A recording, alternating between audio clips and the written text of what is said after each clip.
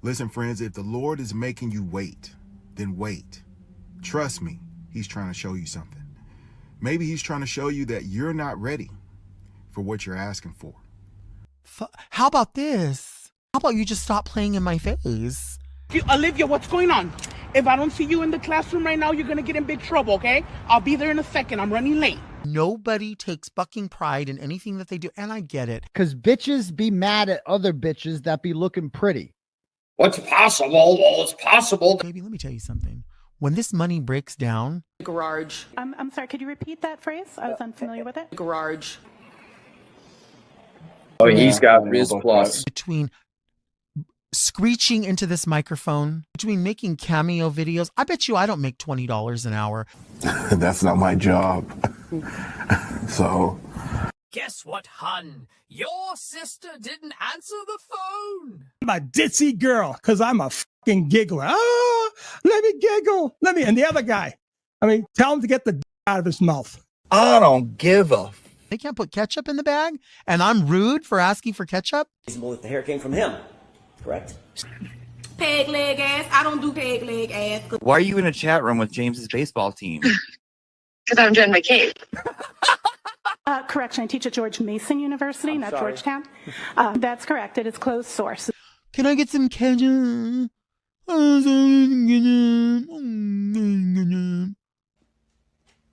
my God, what is that? Oh my God, what is that? My God, what more do you want me to do? Do you want to for ketchup? You want me to throw neck for ketchup? Absolutely, yes. That's an open source tool, but thank you. I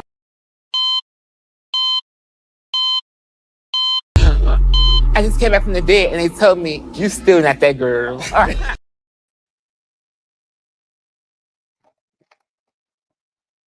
Good morning. Good morning. Let me make sure everything's set up okay. Blah, blah, blah, blah, blah. Dun, dun, dun, dun, dun, dun, dun, dun. Yeah, that's good. That's good. Okay. I think we're good. I think we're ready to start. I think we are ready to start. How's everyone doing? Good morning. Happy Tuesday, August 12th, 2025. Riding shotgun. Welcome to the club. Welcome to the club. What does your shirt say? It says the law offices of Vincent Gambini, representing Utes since 1992. It's a My Cousin Vinny shirt. It is a My Cousin Vinny shirt. I was perusing the classroom before we started.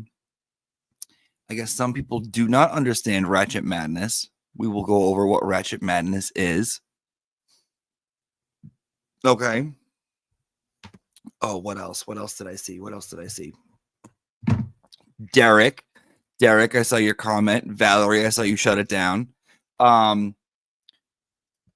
Email me. I will help you along, but send me an email, Derek. Okay, we'll talk about it. Okay. Eeyore said, I didn't understand it at all. I didn't understand it. Well, don't worry about it. We'll figure it out. Okay, my thickums.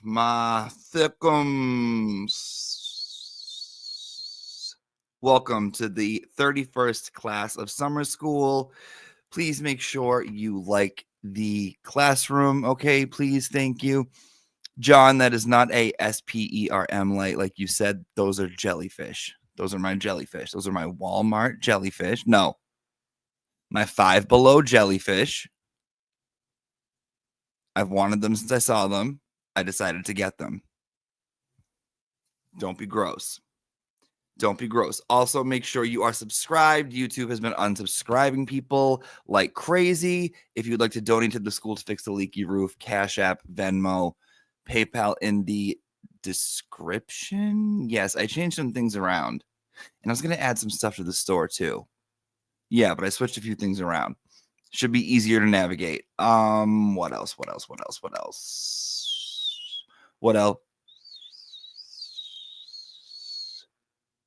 Oh, news. Let's go over some news. Today we will be discussing my picks for the first round bracket winners for Ratchet Madness. Then we will be going over Wendy Adelson. We're going to watch 2 court appearances from her that I have yet to see. We're going to watch them together. Buckle up. We got a long class today. Buckle up. Settle in.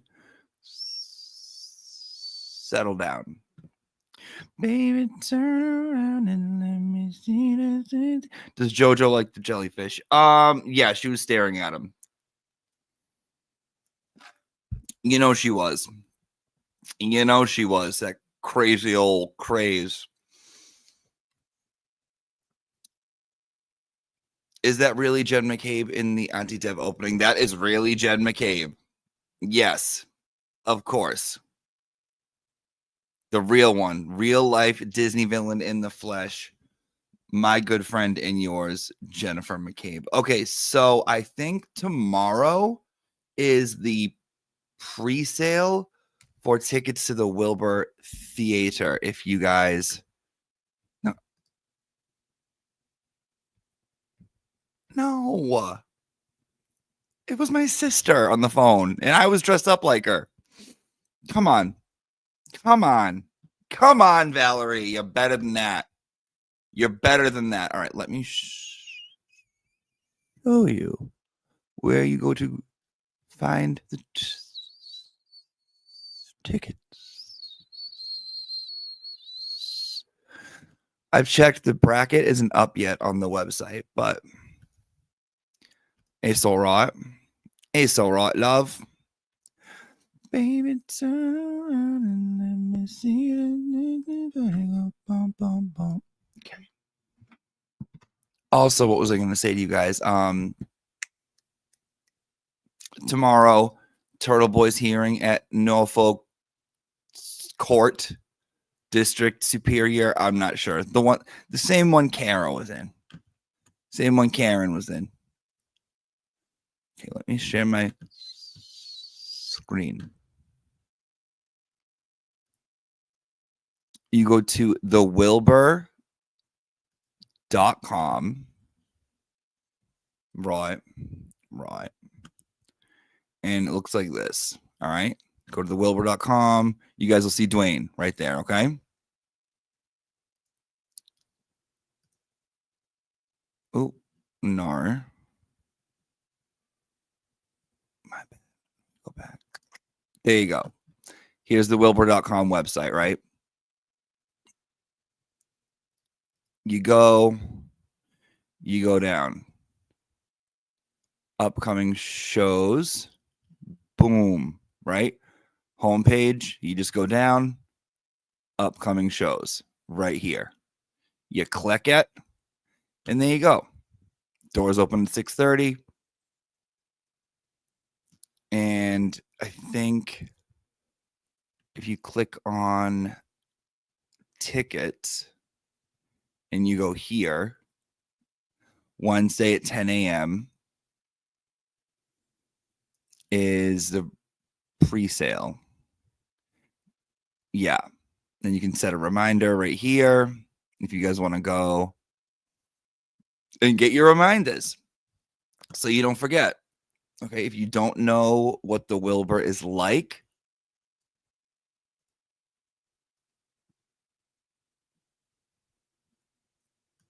boom. There you go. This is how the seating is set up. So let's go here, right? Down here, there's like tables. I think there's like 6 or 8 to a table, right? That's down here. And then you got all up here, all down there, blah, blah, blah. It's a very, very beautiful place. Old school. Josephine, you crazy old bat.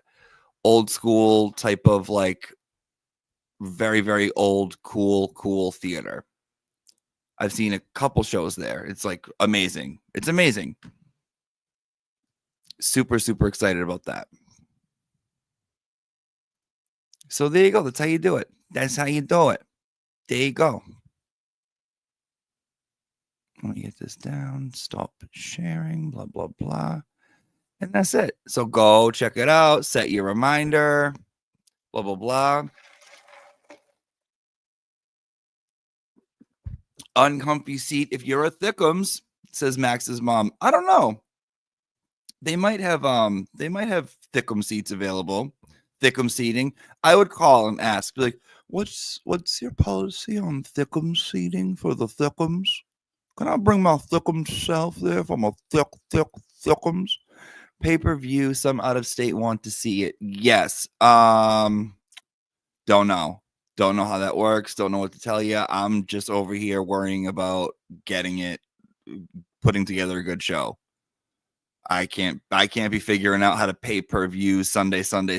I got no idea. None. No, I have no idea. None. I'm just the messenger. Any thoughts on STS? Oh, I mean, sure. I have thoughts about everything. I always have thoughts. But I mean,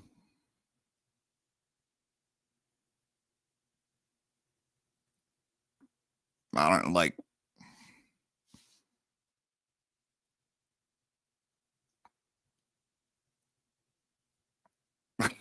What to tell you? Sorry. Fenway does not have thickum seating. No, Fenway seating is horrible. Horrible. It hurts. Are you going to court tomorrow? You know I love me some court. As of right now, I'm going. As long as nothing else comes up, as long as I don't gotta do it, I'll be there. I'll be there. I'm probably going to be told to off, but that high-pitched, long, drawn-out whistling S sound is the most incredibly painful sound to my ears. I have to take out my earbuds every time. Okay, I'll try to stop. Sorry about that. My bad. Yeah, you should pick up what I'm putting down. Yeah, thank you. Perfect. Wonderful. What time is court? Court is 2 p.m. tomorrow. Yeah. I unsubbed when I found out he was anti-Ca and read Sean Combs' trial. He said the words Cassie's victims. WTF.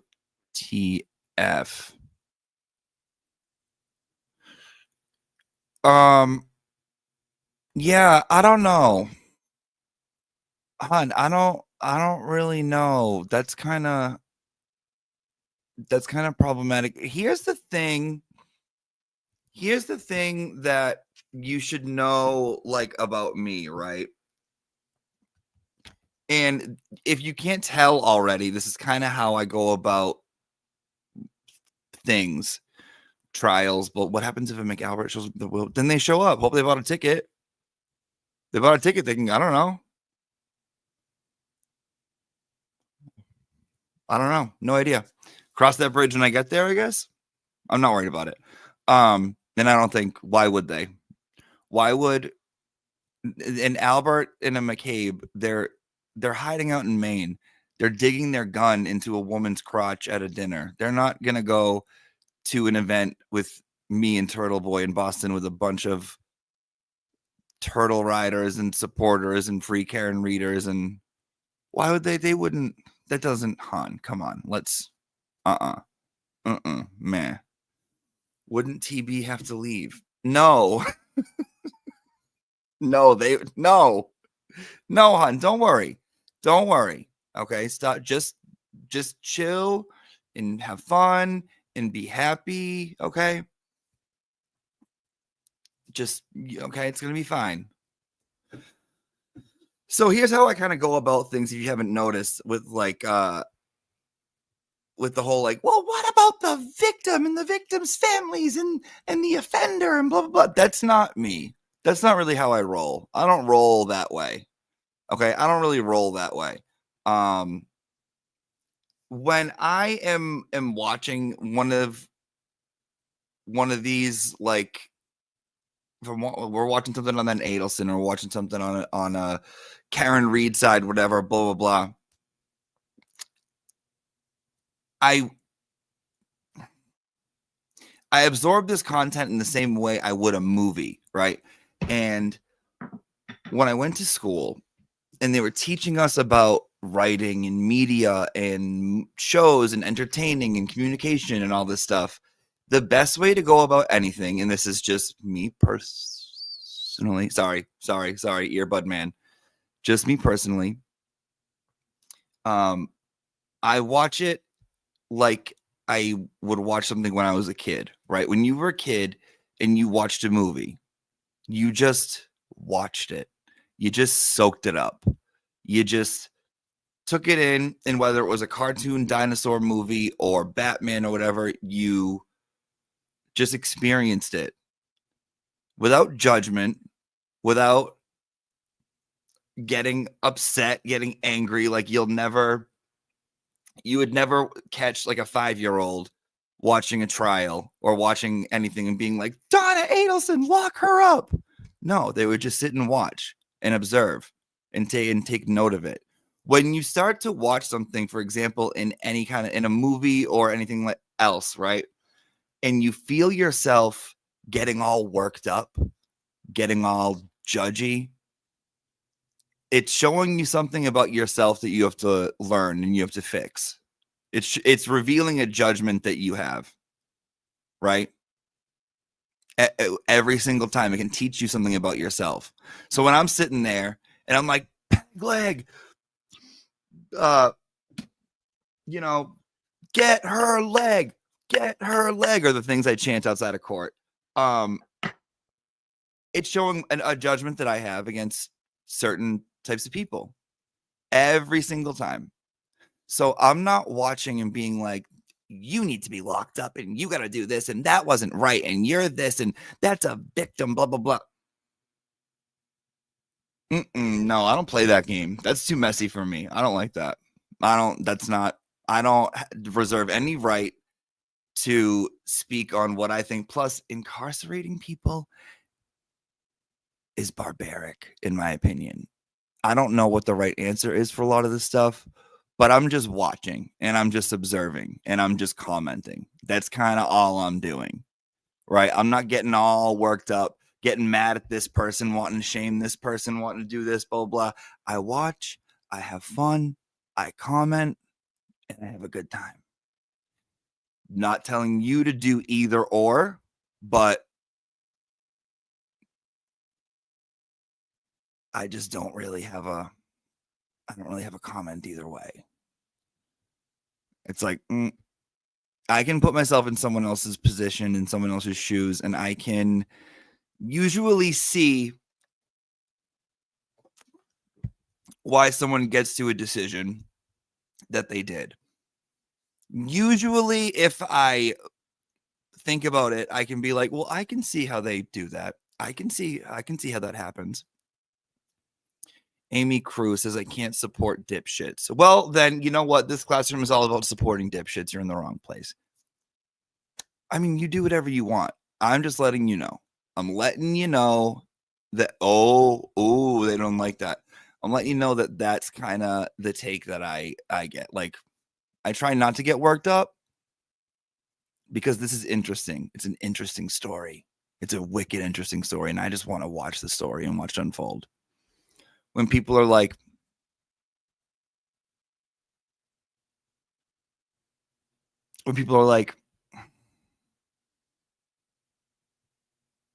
I don't know, when they get all bitchy, and just don't get all bitchy. Kim, can you explain why you got to the decision to sit with a man that uses gay negatively all the time? Kim, have you met the gays? Have you seen the gays? Kim.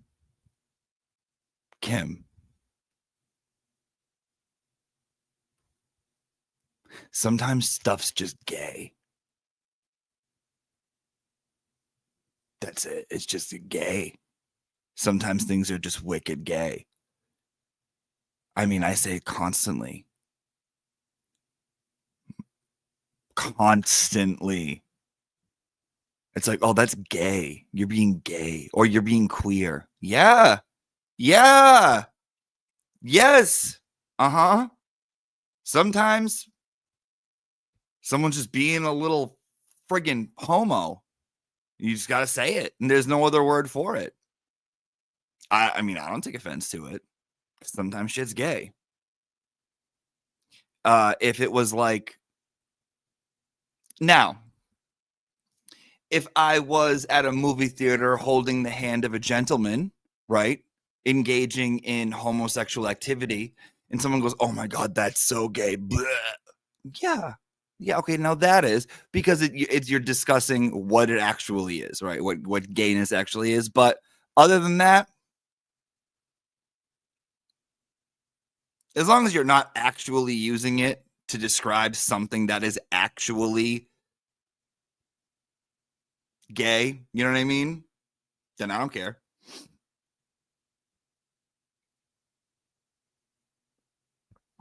I'm not going to let words control me. I'm not going to let a word affect my emotional being, especially from somebody else. I will never allow someone else's words to control how I feel. Ever. Ever. Ever, ever, ever. Because if I let that happen, then anything can control me. Right? If I let someone's words control me, then anything can control me because I can't control people's words. They say whatever they want. People can have the freedom and the right to say whatever they want. So I can't police that because I'm not in control of that. The only thing I'm in control of is myself and my reactions, right? I can't even control my initial feeling when it comes up. Sometimes when someone says something, is it like, oh, do I get a little, yeah, once in a while. But I can't. That's just my initial feeling about it. First step is I got to examine why I felt that way. Why did it make me feel that way, right? Okay, that's step one. Step two is now how am I going to react? Am I going to react? Am I going to allow myself to get to a place that's upset and angry and I act out of character and blah, blah, blah, and all of a sudden I'm all up like out of sorts? No, I don't care. Gay means happy. What's wrong with that? Even if it didn't mean happy. I mean, when I call someone gay, I'm not calling them happy. I'm calling them gay. But I'm not calling them this kind of gay. I'm calling them like, ugh, so gay. Like, like, that's gay. That's a personality trait. I can't even put it into words. Some people are just like, and you're like, oh, what? Grow up, you know? Why am I going to take offense to that? I don't own it. I don't care. Say faggot. I don't care. Doesn't bother me. Love that word. Love it. Grew up, called that from me and my sister were called that from our mother just because it meant stop being queer. You're being a little, quit it, you little faggot.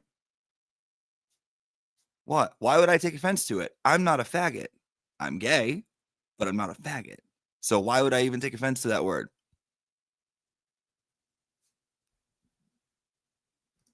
Valerie, I will tell you when we move on. Step.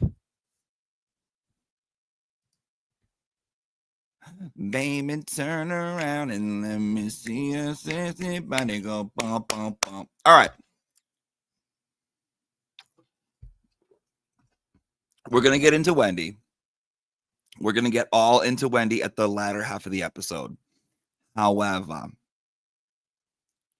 I want to do Ratchet Madness. I want to do Ratchet Madness. Or should we wait a little bit to see if... Should we wait to see if the bracket comes up and should we dive into Wendy first? Decisions.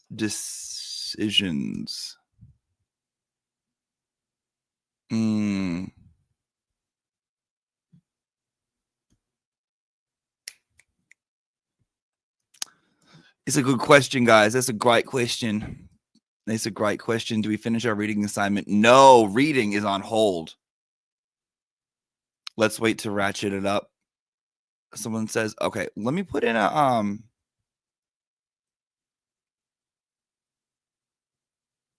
let me put in a poll. And usually I don't even go by what the results are, but for this one, why not? Why not? Why not, Charlie?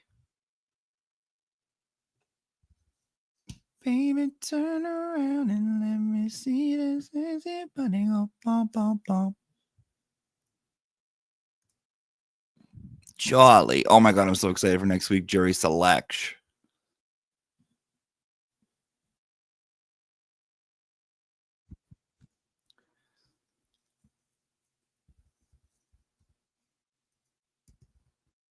Let's start with ... pause. Ratchet. Next. Wendy. So I did watch, well, let's talk Adelson at least while this poll figures itself out. I watched Katie McBanois Benoit balls. Watched a lot of her, and she kind of broke my heart a little bit. I watched, and I saw another side of Rashy I wasn't expecting. Ooh, a spicy side of Rashy. I watched Charlie's cross-examination, which was unbearable because I cannot believe that Georgia didn't backhand him, backhand completely. But today for Wendy, here's what we're going to go over. So we're going to go over the 3 other brackets for Ratchet. We're going to go over normal mom section. We're going to go over the ham sandwich section. We're going to go over the blue paint section.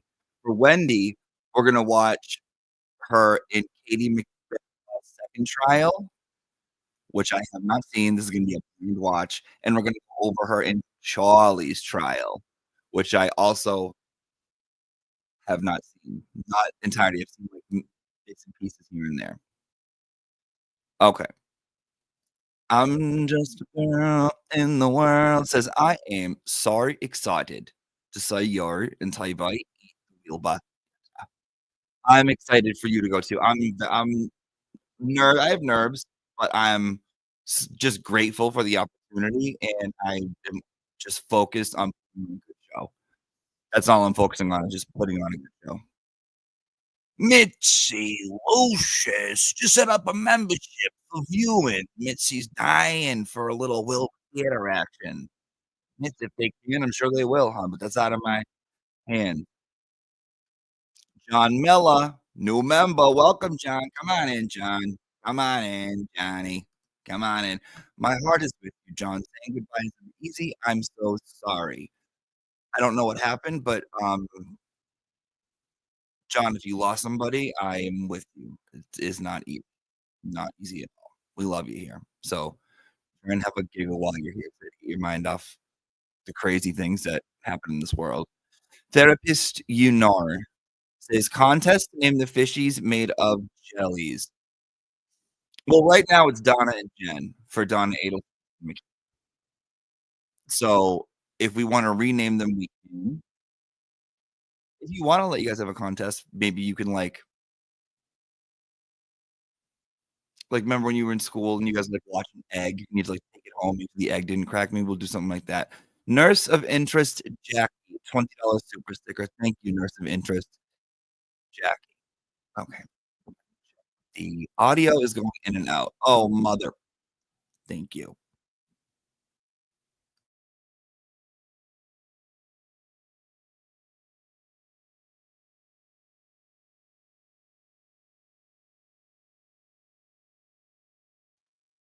How is it now?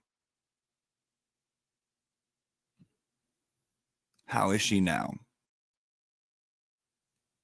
She's gay. Better. Okay. Better. Okay. Wendy got the vote. We're doing Wendy first. We're doomed. Need.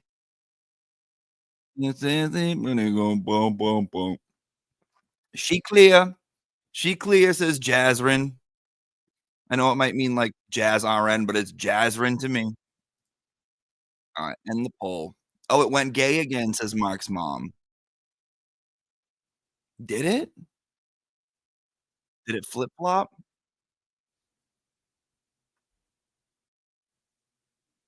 Max's mom says that. Cutting out. Damn it.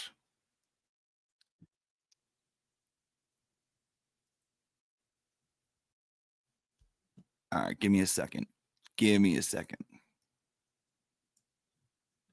Oh, they say you got to refresh. It's only when I move. No, it's not. Audio's fine here. Look at everyone fighting.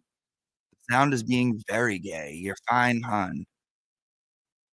It just keeps going in and out on so many words. Right, darling.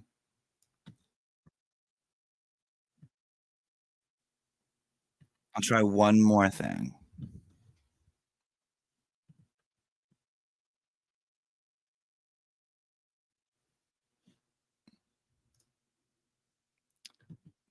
Dwayne says that some people in here wouldn't know a gay guy if they read them to filth, which we will. Give me a second.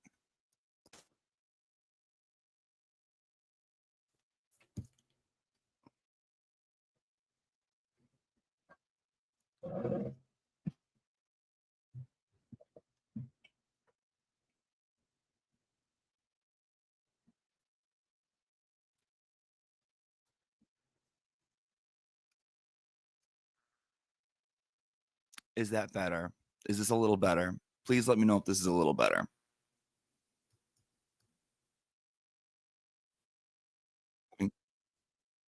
Yard sound. Totally fine on my headset. Oh, good. Loud and issues better. It's fine. Good. Okay. Perfect.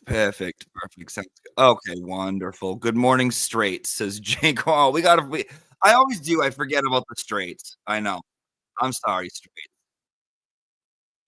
Wait. Oh no, says Nina.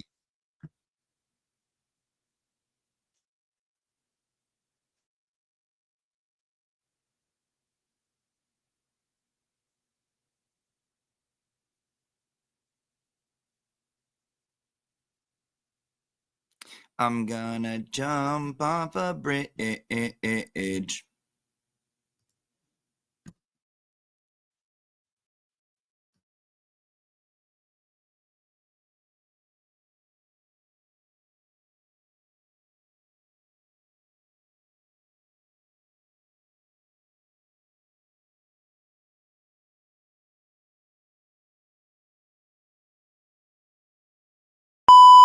Well, someone's got to break the ice, and it might as well be me. I mean, I'm used to being a hostess. It's part of my husband's work, and it's always difficult when a group of new friends meet together for the first time to get acquainted. So I'm perfectly prepared to start the ball rolling. I mean, I have absolutely no idea what we're doing here, or what I'm doing here, or what this place is about, but I am determined to enjoy myself, and I'm very intrigued, and oh my, this soup's delicious, isn't it? You say you are used to being a hostess as part of your husband's work? Yes, it's an integral part of your life when you are the wife of a... Oh, but then I forgot. We're not supposed to say who we really are. Though, heavens to Betsy, I don't know why. Don't you? I know who you are. Aren't you going to tell us? How do you know who I am? I work in Washington, too. Washington? So you're a politician's wife? Yes, I am. Hold it right there. This is the concierge, sir. I knew it was you. I could smell you getting off the elevator. You was here last night, too, wasn't you? Yes, sir. You don't think you can fix this problem as it is a StreamYard update? Oh, good Lord.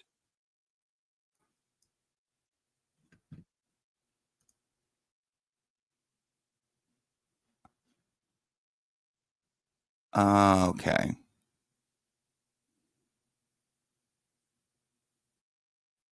Mm.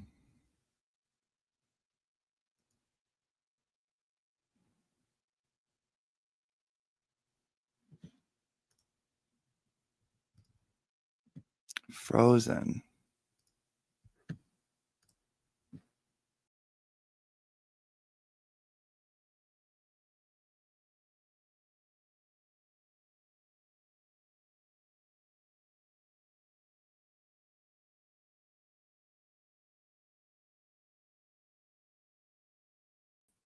Hello?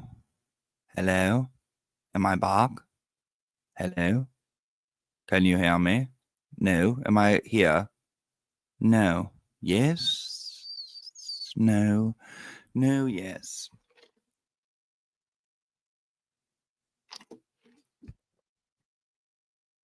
Okay. Is the sound okay or no?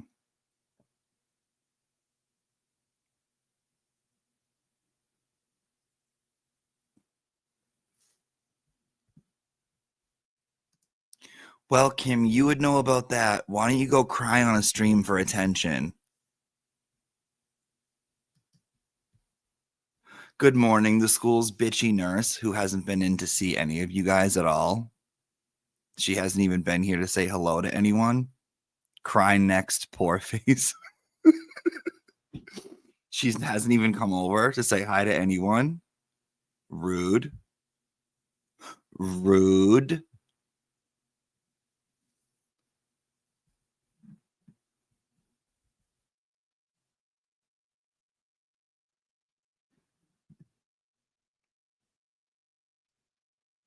Okay.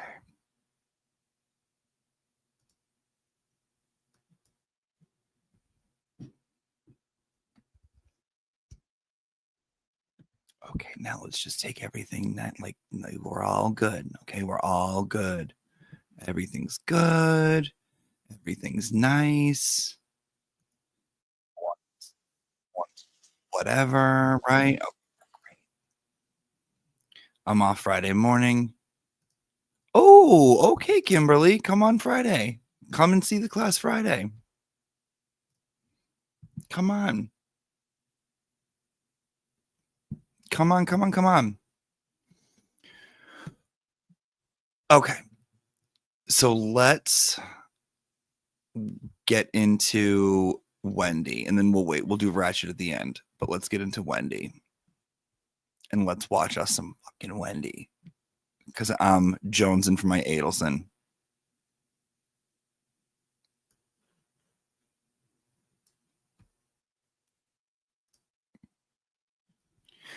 Baby, turn around and let me see this. Everybody go boom, boom, boom.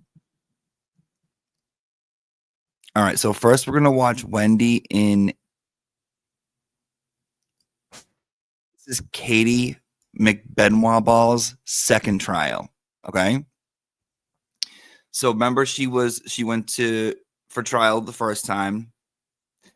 They couldn't come to a decision, 11-1, right? There was one girl that wanted to help her out, and she was like, no, I can do this again. Remember, Miss Kathy taught us.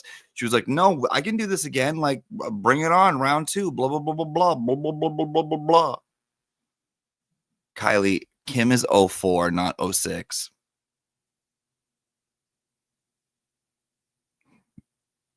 I know. Headbands, Newports, and a 50-cent CD.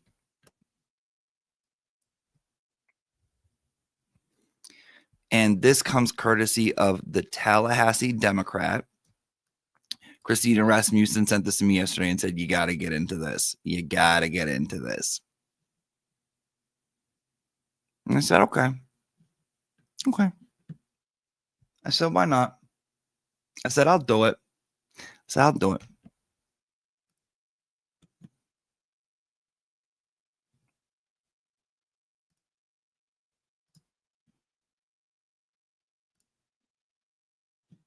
Wendy Adelson grilled. So this is at Katie McBenoit's second trial. The girl who was dating Charlie, okay?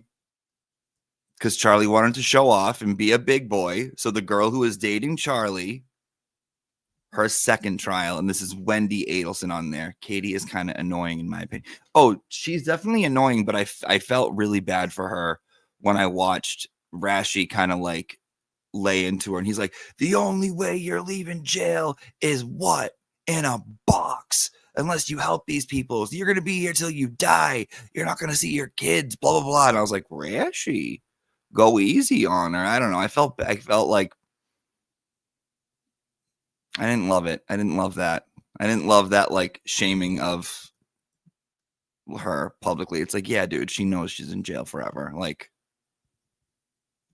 give it a rest.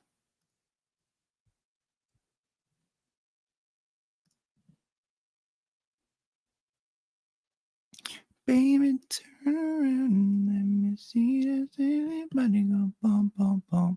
It was unnecessary. I didn't like it when Ratchet did that. Yeah, she definitely should have taken the deal. Definitely. All right. Let's watch McBanawa. You still haven't mentioned Donna's meltdown after she lost her Ratchet. I haven't seen it yet. I have not watched that yet. We will watch that together.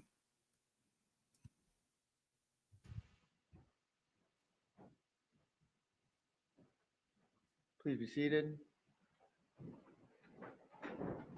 We're ready to continue with the testimony. Ms. Kappelman, you may continue with your direct if necessary. Thank you, Your Honor. Ms. Adelson, I'm going to approach you with what I marked as State's Exhibit 64. Ms. Adelson, did you have an opportunity to review State's 99 of discs containing wiretap calls relating to this case?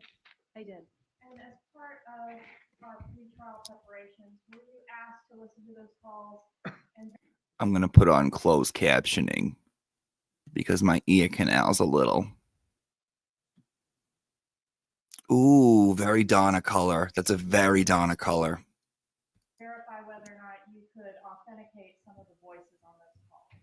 So I was asked not to listen to the whole call, but just to listen to a few seconds, enough to be able to identify the people speaking on the calls. And is that what you did? That is what I did. All right. And is State's Exhibit 64 a fair and accurate recording of where your initials appear, that representing that you? She definitely needs a friggin' haircut.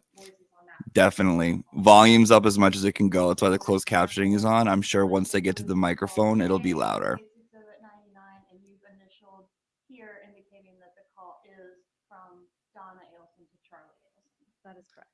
Thank you, Judge. At this time, I'd ask to move into evidence State 64. Any objection? No, Your Honor. Be admitted as State's Exhibit 64. No other questions. Thank you, Your Honor. All right, thank you. Cross-examination? Yes, Your Honor. Thank you. Ms. Adelson, this is all about you, isn't it? Excuse me? This is all about you, right? I was called to be a witness and I'm testifying, so I don't understand the question. Is it a question? There's about 100 people in this courtroom, right? There are people in the courtroom. Possibly thousands watching, right? I have no idea who's watching. And it's all because of your failed marriage, right? I disagree with that. You disagree that your ex-husband is dead because of your family. Yes, I disagree. These jurors are here for weeks doing their civic duty because of your marriage, right? No. Katie's going through this ordeal because of that marriage, right? No. Dan Markel's parents are going through absolute misery because of your failed marriage.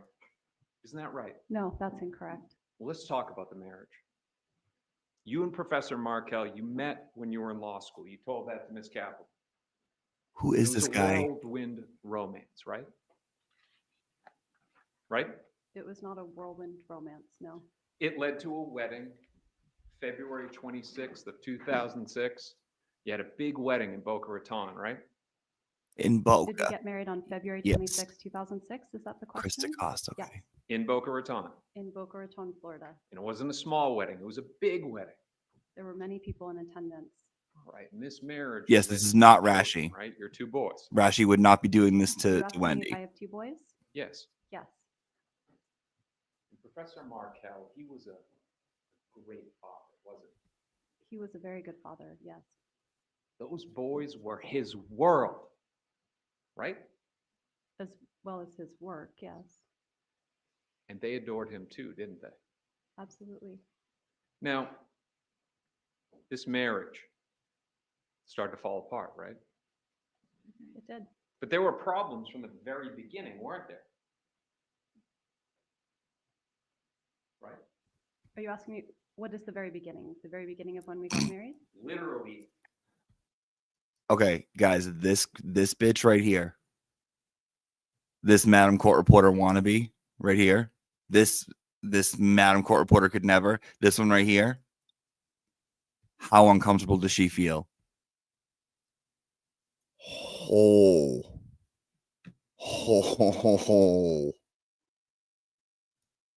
Okay, I didn't know I'd be getting this today. Okay, let me change to a rectangle so I can see Mawa of what's going on. Let me put this down here. Let me save. We got married in Boca. Yes, it was Boca. Okay. All right. Oh, okay. At the wedding. There were problems before we got married. All right, so at the wedding, and the government asked you about kosher law, right? About what, I'm sorry? Keeping kosher, About keeping kosher, yes. right? The government In your asked. wedding, at your wedding was the groom's family, the Markel family, and they are more strict than your family and friends about keeping kosher. They do not keep kosher. Wasn't that one of the problems in your marriage, that Professor Markel was very insistent about keeping kosher? About his kosher rules, but those are different than his family's. So you're saying that it wasn't a problem at the wedding, that there were people from the groom's side of the family that were there that strictly keep kosher, that they were told that it was going to be kosher food, but it actually wasn't? So there was a misunderstanding about whether the food was going to be kosher style or more in adherence with kosher law. There was a miscommunication about that.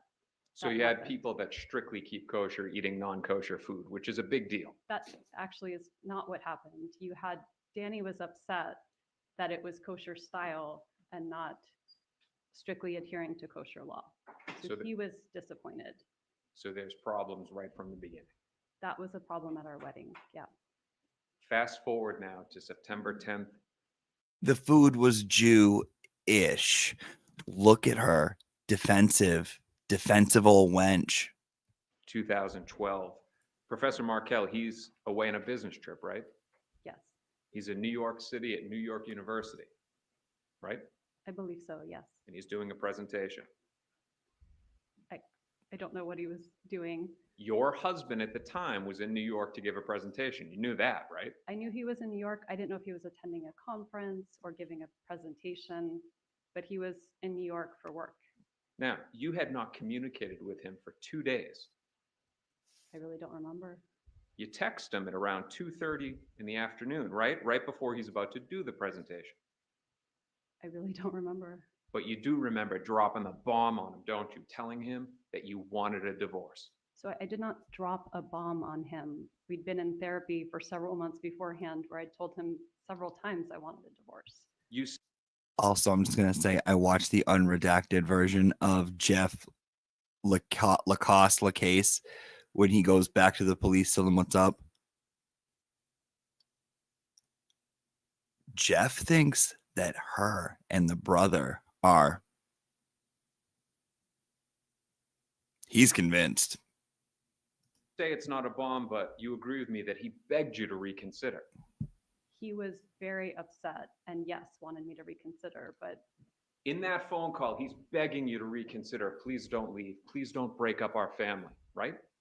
he was very upset, yes. And he was heartbroken. I mean, upset indicates that there was anger. What he was heartbroken, right? That I decided to divorce him after telling him I would, yes.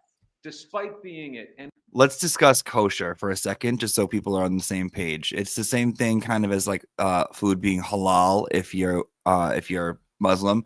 So things can't mix. In the Old Testament, it does say that the meat, if killed, should be killed humanely, meaning a rabbi has to go and witness how they slaughter the meat, how they slaughter the animals, right? Because you don't just kill for no reason.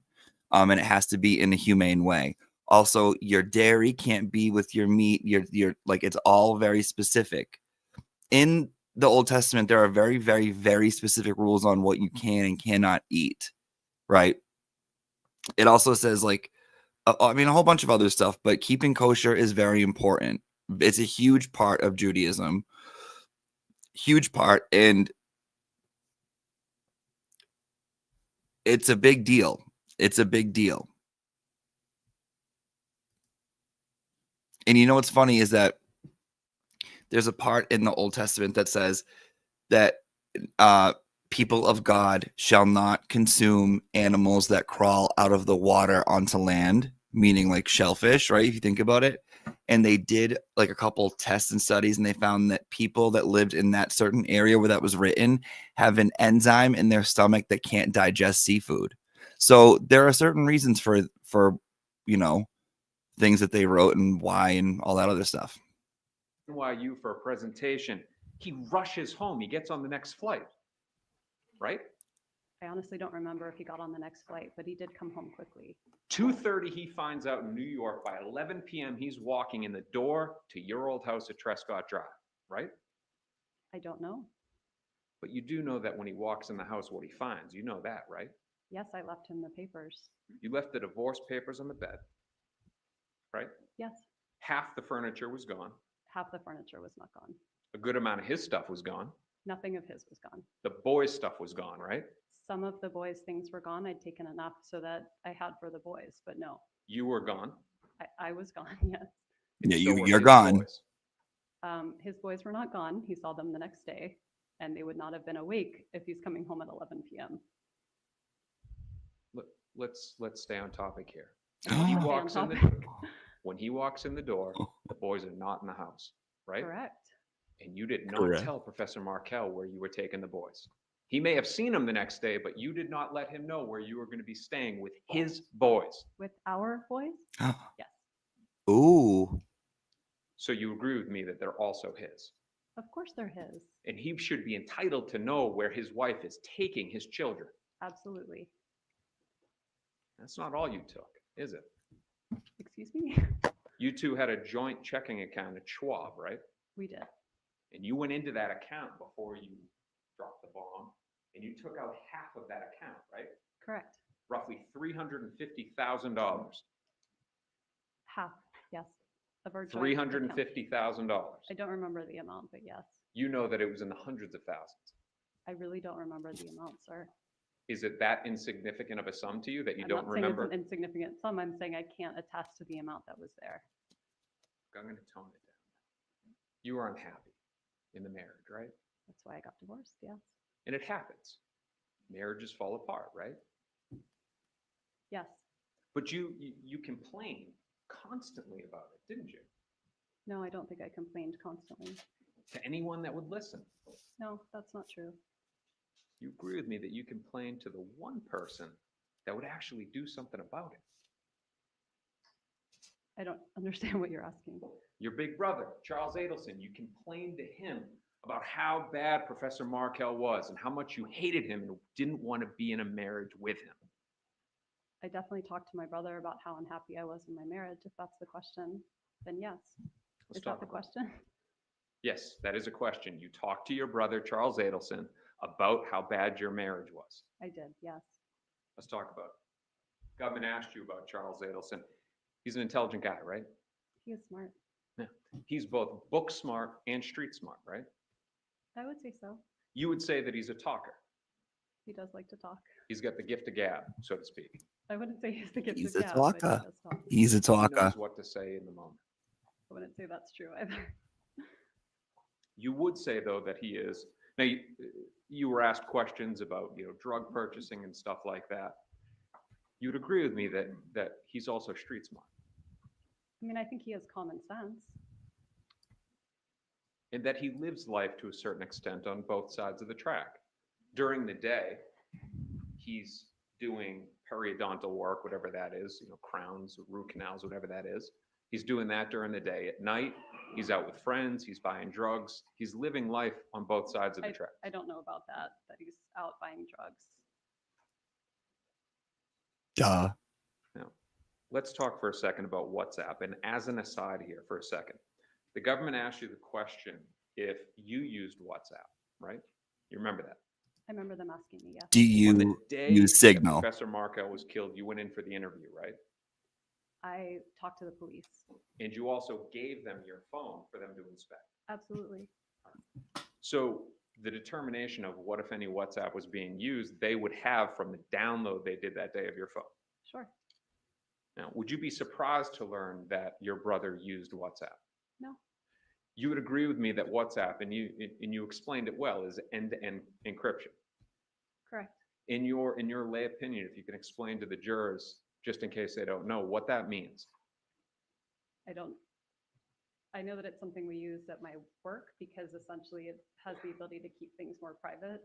I also know that nothing's actually private and that anyone who wants to can uncode the messages. So why have it? People at our work.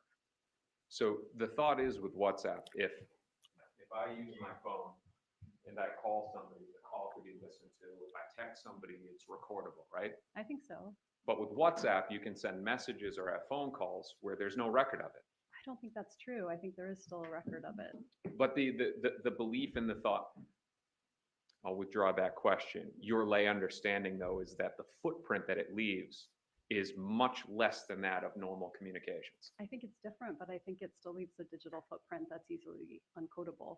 If you were to send a WhatsApp message to Ms. Kappelman, it would show that a message was sent, but it would be hard to get what the content of the message is. I don't think that's true. All right. Let's talk about your brother's jokes now. You don't deny that he joked about hiring a hitman. He did. You don't deny that he repeated this joke. He did. And he made this joke right before a hitman murdered Professor Markel. I don't know that to be true. Okay. He made the joke right before, and I'll leave out the hitman part, Professor Markel was killed. He made the joke the morning that I talked to him. Can you think of one person in this world that would actually hire two people to go kill Professor Markel other than your family? No. Ms. Adelson, please answer. Please address me and answer the question. It calls for an unbelievable amount of speculation. I mean, I'm responsible for coming up with. That's the prosecutor's duty, no, to figure out who's responsible. You just said a moment ago that you disagree that hitman killed Professor Markel. That's what you said, right? So my question to you is, if you're able to say, well, it wasn't hitman, then who? Tell this jury, who on this planet would have wanted to kill Professor Markel? I have no idea. All right. Let's get into that a little bit. But I want to make sure that's clear. This joke is made right before Professor Markel is murdered. Is anybody else soaked at Mr. Lacoste?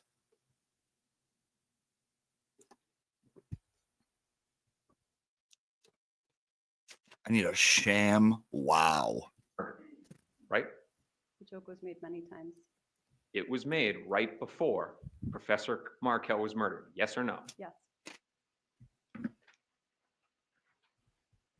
This is not Jen McCabe. This is July not 18, Jen. 2014, you're interviewed. We'll discuss and you make that a there. statement saying, I knew this would happen. You said that, right? I did. Now I want to talk about your knowledge and belief on this. You're a smart person, right? How am I supposed to answer that? Well, let's go through your resume. You went to Brandeis University, right? I did. You graduated magna cum laude. I did. If you could explain to the jury what that means. It means I studied a lot and got good grades. It means, and to speak, I'm from the Northeast. She doesn't know. My Boston accent may give it away. It means you're wicked smart, right? That's You very had a nice. high Thank you. GPA, a very high GPA. I work hard. You also went and you got a master's degree from the University of Cambridge. I did. You were a Gates Scholar. I was. You then go to the University of Miami School of Law, which is a top tier law school, tier 1, right? Okay. Right? We're talking about your level of intelligence. You went to the University of Miami Law School, right? I did, yes. You also clerked at the 11th Circuit Court of Appeals, right? I did. Now, to get a clerkship out of law school, it's a very difficult thing to do, right? It's challenging. You have to have top grades. You have to go through a rigorous selection process, right? Yes. You then become a professor at the Florida State University College of Law, right? Yes. You're also a published author, right? Now you're just embarrassing me. Why are you embarrassed that you're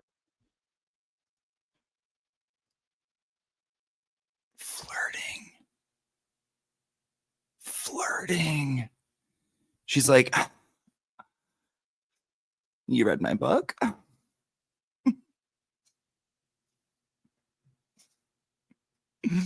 What'd you think? Flirting. published author? I don't like talking about myself. Is it because the book that you wrote discredited Tallahassee and spoke ill of it? The book did not discredit Tallahassee. It wasn't about Tallahassee. Let's stay on topic and ask a question again with everything that we just went through. You're a smart woman, right? I am a smart woman. There's information about this case everywhere. You'd agree with me on that, right? I've been advised by my lawyer not to read it. All right. Now, we're not talking about reading stuff. There's podcasts, Also not to listen. TV shows, Also not to watch. articles. Don't read. And so you've made the decision. Now, you're a lawyer yourself too, right? I am. And you made the decision, I'm not going to look at any of this stuff. Correct. I don't want to know what happened to the father of my 2 children. Not I don't want to know what happened. How can you say you love those boys if you don't care who killed the father that they loved? Of course I care who killed the father that they loved. Then why won't you look at the stuff? I've been advised not to. Are you afraid that when you look at it, you're going to realize that your brother did this? I am not afraid of that. Now, of course, you've, and we won't get into privileged communications, but you've spoken to your lawyer about the case. How are we not getting into privileged communications? Yes, I've spoken to my lawyer about the case. You're very intelligent. You have one of the top defense attorneys in the country, former federal prosecutor, John Lohr, right there in the blue suit, right? He is my attorney. You're telling me with all of this at your disposal, your intelligence, his experience, and all this information, that you don't care to find out who it is that killed Professor Markell? This is not that I don't care to find out. My job is to take care of those boys, and that is what I do. I don't see how it helps take care of them to go reading and watching and soaking up all of the horrible information that's out there. You don't realize that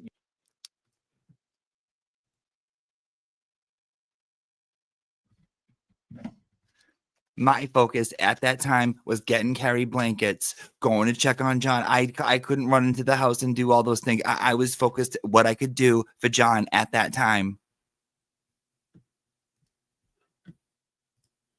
you could be helpful in finally untangling this to give this jury the truth about what happened to Professor Markell? I have been nothing but helpful since this started. So what happened to their son?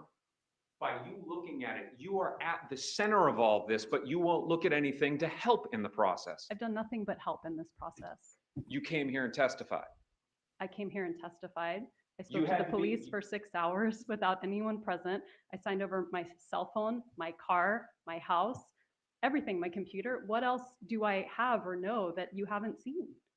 You came here because you were subpoenaed and had no choice, Correct. right? This is not fun. I You've would not been- do this by choice. You've been inconvenienced. I've not been inconvenienced. Professor Markell was shot in the head. I'm not complaining about being here. This is my duty. I'm here. We'll get back to you complaining about being here. Do you honestly expect this jury to believe that you haven't confronted your brother about all of this? Yes, I do. Yes, you did confront him, Yes, I do expect them to believe that I did not confront my brother because I didn't. or maybe you don't need to because you know the truth in this case. You already know it. That he went behind your back, right? Did not happen. Just like he has done with past boyfriends. He's done that in the past where he's gone behind your back when you were having problems in a relationship and dealt with it himself. No. Ew. Ms. Adelson, you understand that until you expose your brother what he did, that everybody's going to consider you as guilty. You understand that, right? What is the question that you're asking me? You understand that until you expose your brother and explain what he did, that he went behind everybody's back, that he hired a hitman to murder your ex-husband, you'll remain guilty in the eyes of the world. I can't speak to the eyes of the world. I can only know that I have done nothing wrong. Or maybe you are guilty. I am not guilty. So a witness in this case, and I'm not going to get into their testimony, but one of the hitmen, the convicted hitman, implicates you. On July 17, 2014, the day before the murder. Okay, I didn't watch any of Katie's second trial. You know, I know that I'm like an Adelson expert now, but is he talking about Louise? When they were like, did you know him because of the blogs? And he was like, yeah, Wendy, the blonde, the blog. Blogs have more fun. Blogs have more fun. Oh.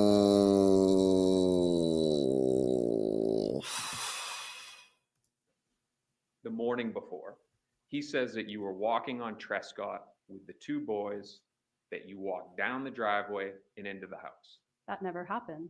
Right, because Professor Markel, I apologize, Professor Markel, he had the kids. Based on the way that your guy's schedule was, on that day, he would have had the children in the morning, and you're going through such a bad divorce, you wouldn't be at his house, right? I wouldn't be at his house anyway, but not because we were going through a bad divorce. At that time, things were pretty copacetic. All right, so we're coming back to maybe you do know, or maybe you were involved. Excuse me? What's the question that you're asking me? I'm giving you a header of what we're talking about so that it will ease you in the question. Okay, I'm just telling you what the topic that we're on, so we'll get to a question. You know, after this, Now, the they government fucked. asked you about a time that you met Miss Magbano. It was actually spring break of March 2014, right? I believe so. You went down to Miami. You stayed with your brother Charles. I went down to Fort Lauderdale after being in Immokalee and We- stayed with my brother. You then went to Miami Beach to Yardbird and had dinner outside with your boyfriend at the time, or who you were dating, Jeffrey Lacoste. Catherine McBanwell was there, and your brother Charles Adelson, and you all ate outside, right? We did. And that's on Miami Beach, not in Fort Lauderdale. Correct. Now, just for context, Jeffrey Lacoste, he was also an FSU professor, not at the law school, but an FSU professor. Nice guy, right? I don't think so now. Now, you deny, I'm assuming, that on July 13, 2014, you told Jeffrey Lacoste that Charles looked into hiring a hitman. You deny that, or you admit that? I deny that. And that you told him that Charles looked into hiring a hitman back in September of 2013. That never happened. Which would have been months before your brother even met Catherine McBanwell. I don't remember when they met. Letting you know the topic we're on, we're talking about you being involved. That same week, earlier in the week, you sent an email. We're talking about the week of the murder now, not spring break, the week of the murder, not Yardbird, the week of the murder. You sent an email to Jeffrey Lacoste saying that you wanted to break up, that you needed space, right? I did. Sent him a long email, stay away, we're broken up, right? I did. You knew that on July 18, 2014, Jeffrey Lacoste was leaving town to go on a trip, right? I knew he was leaving at some point that week. I don't remember when. You knew that he was leaving on the same day of the murder at the same exact time as the murder. I don't think I did. 11 a.m. on July 18, 2014. I don't think I knew when he was leaving town.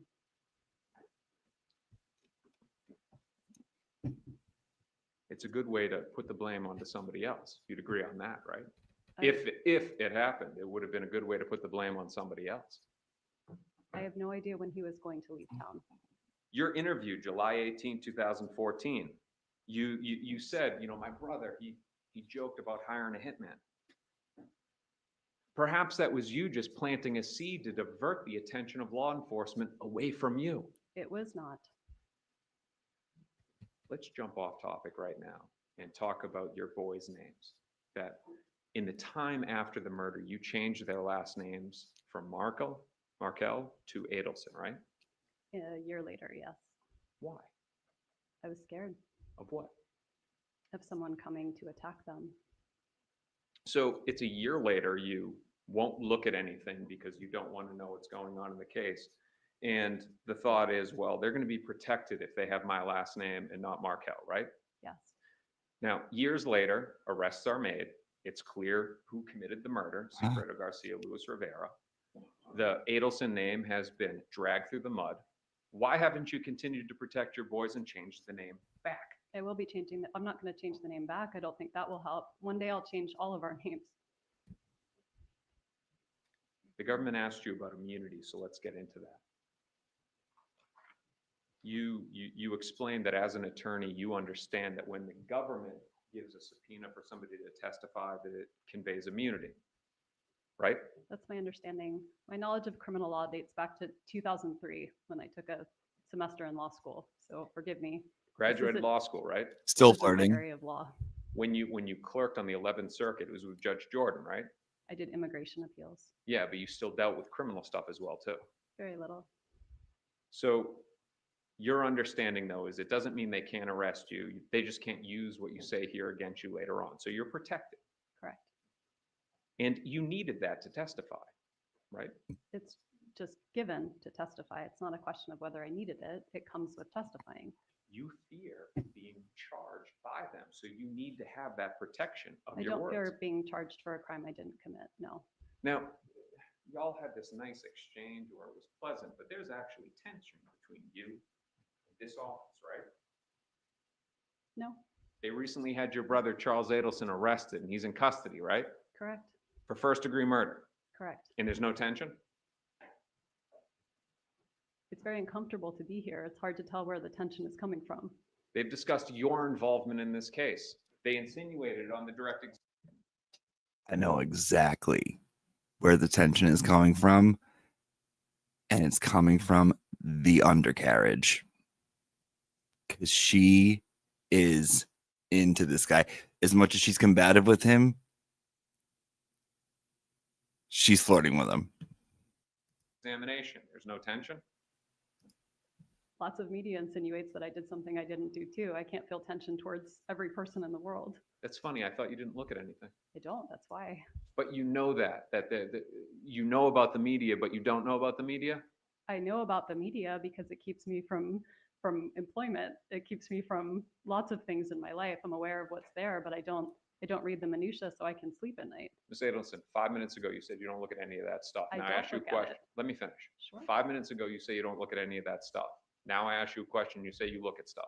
That's not actually what I said. I said I'm aware that it exists, but I don't read it. I don't listen to it. Then how do you know that they're bashing you? You just told me they are. I did? Yeah. How about this? We'll come back to it. You can think up a better answer, okay? I'm not thinking up an answer. I'm telling you the truth. I'm sorry if you don't want to listen to it. Your basic understanding of criminal law, though, you know that if the defense gives you a subpoena, you get no immunity. Correct. Question, improper question. I'm not going beyond that question. All right, that's the only question you can ask on that. If I give you a subpoena, you don't get immunity, right? Correct. Let's talk about your parents. The government asked you about your mother and father, Donna and Harvey, right? The government could do the same and subpoena them so that this jury can watch them get questioned, not nicely how Ms. Kappelman questioned you, but to be cross-examined by me. Objection, improper question. I'm going to sustain that. Ask a different question. Are your parents here in Tallahassee right now? No. Are they back in Miami? Yes. Do they have any plans of coming here this week or next? I don't. Never. Never. Donna would rather die than be caught dead in Your Tallahassee. family dynamic. It is your mother and father, Harvey and Donna. There's you, you're the youngest, Charles, and then the oldest, Robert. Right? Correct. Dun, dun. He's a doctor up in New York. Dun. Correct. Now, the government asked you about the relationship, and you're like, we don't talk much. It's actually much deeper than that with Robert, isn't it? We don't talk At all. at all. And the reason is because your parents were so difficult about the woman that is now his wife. That is not the reason why we don't talk. I'm not talking about the reason why you don't talk. Let me clarify the reason why your parents don't talk to him. That's not the reason why they don't talk with him. Are you saying to this jury that there wasn't a problem where they outright objected to his marriage of a woman that was not of the Jewish faith? That was initially what happened, and then there was actually a beautiful reconciliation, and they're very happy about the marriage. Oh. Robert and his wife, not your family. Robert and his wife and our family were very happy about Robert's marriage. So what happens is that Robert is in love with a woman. Your parents object. He breaks up with her and then dates a Jewish woman, right? And then they got married and divorced, and then he got back together with the person he wanted to be married to. Yes. With his true love. Yes. But there was a lot of tension in your family because of your family's involvement in the kids' marriages, right? Yes. Let's talk briefly about your children. The government had asked you in the topic of the Jewish faith, keeping kosher. You mentioned a bat mitzvah at one point in time. You're currently planning a bat mitzvah for your oldest, right? No, it already happened. Okay, now that is a very, Christopher, I'm obviously not Jewish, but my understanding is that it is a very, very important thing in the Jewish faith. It's a very important milestone. And for those that are very conservative in the Jewish faith, those that keep kosher, so to speak, it's even bigger. I don't know that it's more important to one segment of Judaism over another, but it's an important coming It out is. ceremony. It's where a boy becomes a man. Did you invite Dan Markov's parents, the kid's grandparents? I did. You invited them? I invited them, yes. When was the last time they saw face-to-face their grandchildren? April 20th, Of this year? just now.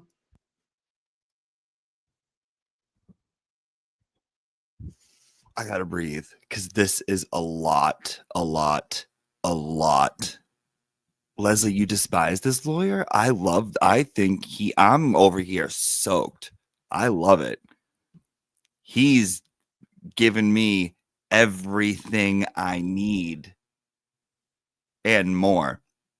Granted, he's not my Rashi, but he'll do. I love this guy. I'm so into this guy. All right, 8 more minutes. Let's go. And you agree with me that it had been years since 2016, since the last time they had seen them. The visit stopped when they threatened to put my children in foster care, yes, but up until that point, they did have visits.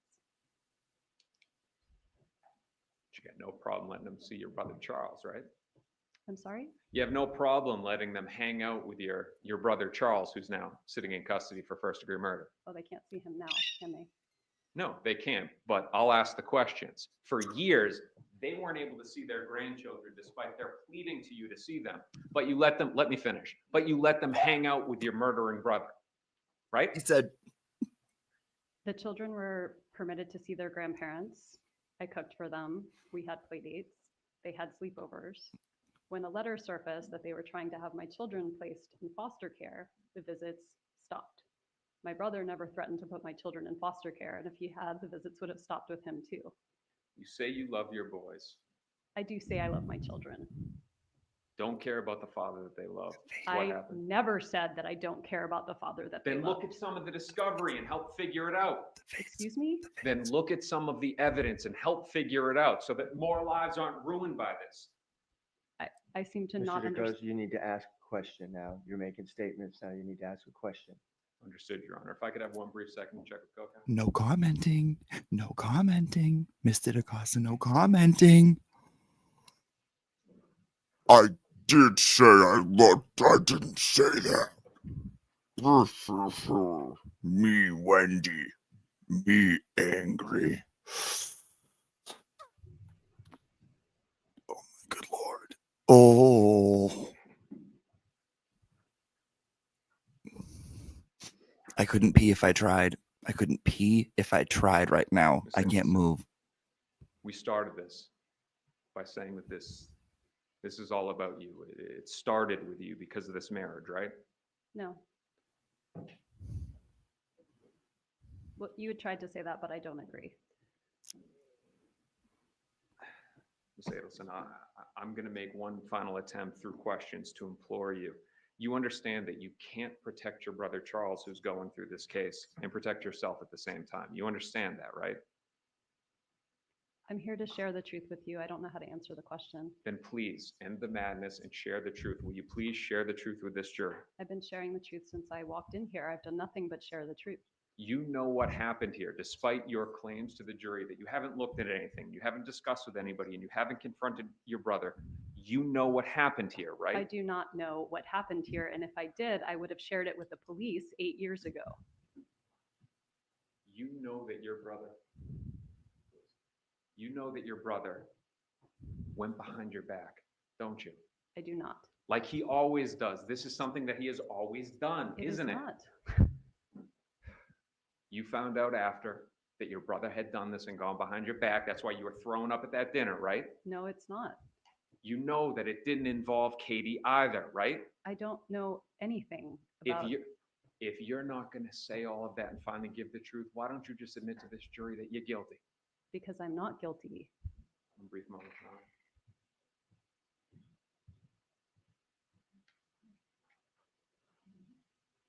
I got nothing further. Redirect.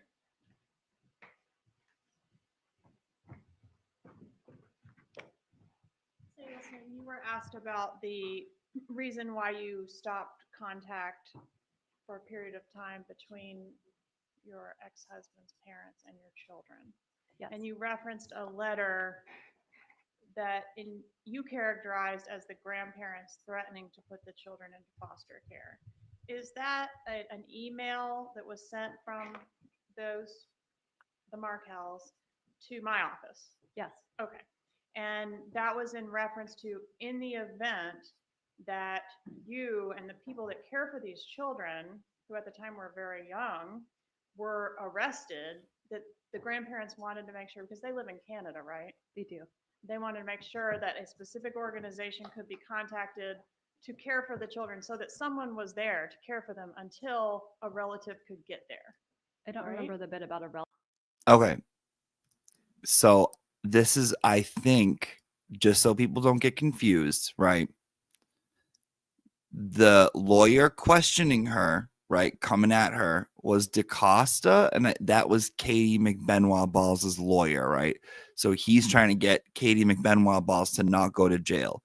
The prosecutor, who's trying to get everyone responsible in there, is Georgia. So Georgia is talking to her right now because she's trying to lock everybody up, I believe. Just so we're on the same page. I'm over here nervous, making balloon animals. Okay? Nervous. This is Katie McBenoit's second trial.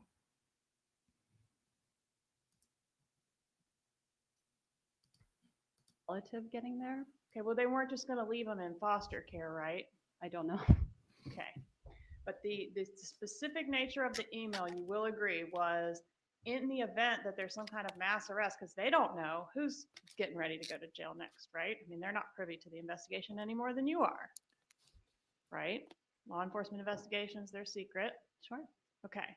And their concern, would you agree the concern ultimately in the email was for the care of the children? The concern was to make sure the children were under good care, but as their mother, I know they're always under good care with me. Right, but and there's no the need for email foster care. contemplated you not being available to care for them. That's not possible. Because it's not possible for you to get arrested. Correct, because I've done nothing wrong and I believe in our justice system.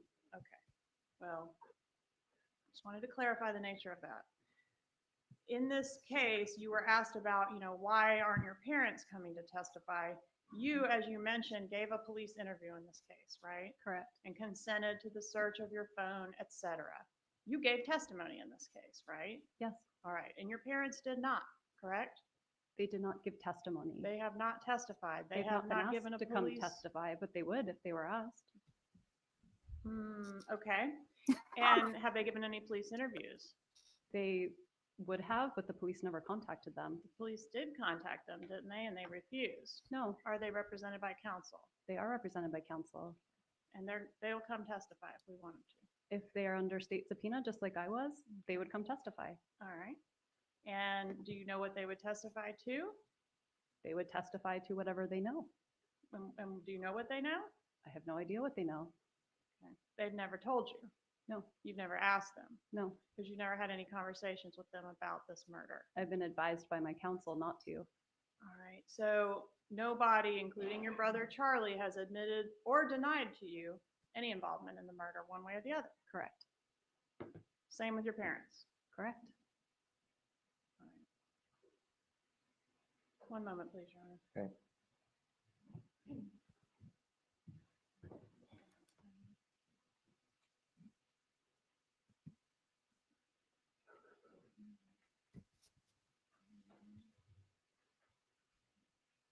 Nothing further, Your Honor. Thank You you. want to subject to recall?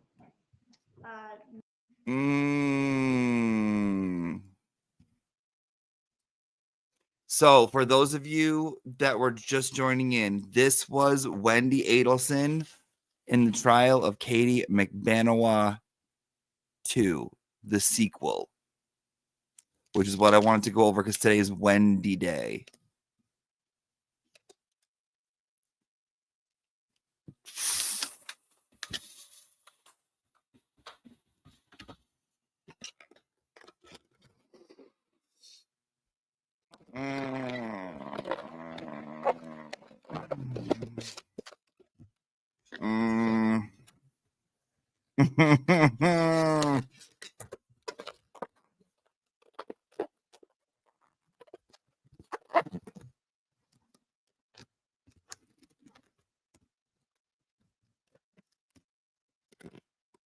Okay.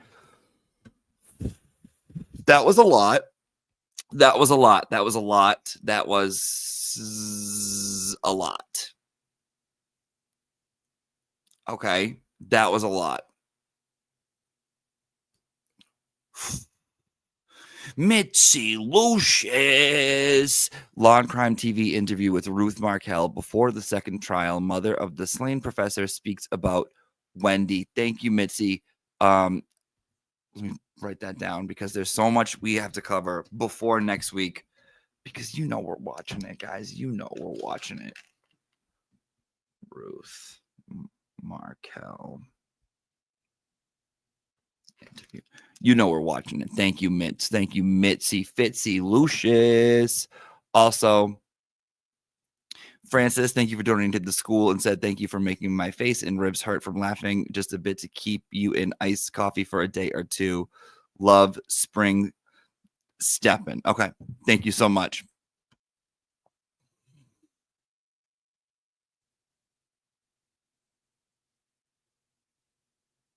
Okay, let's watch the other one. Oh my God, this is all I do. Jeff the X. Yeah, I saw Jeff telling them everything, giving it all up. Did you think that I was gonna give it up to you this time? Okay.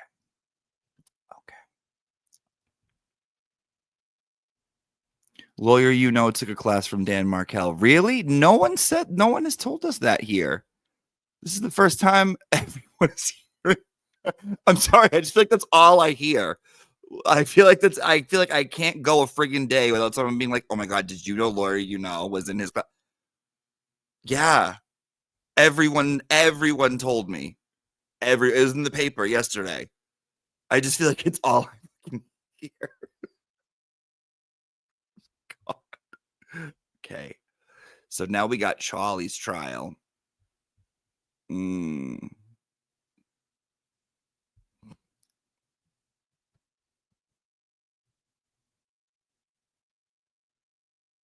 Yes, there was his teacher. Yes, but it wasn't in it's not like a classroom of 30. It's like a hall, like a lot. Okay, so now this is Charlie Adelson when Wendy goes up. Okay. With Georgia.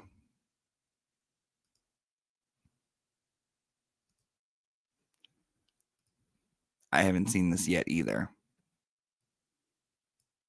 This is last year. His trial was last year. This is so wild, guys. This whole thing is so wild. This whole trial is nuts. I'm a ditzy girl.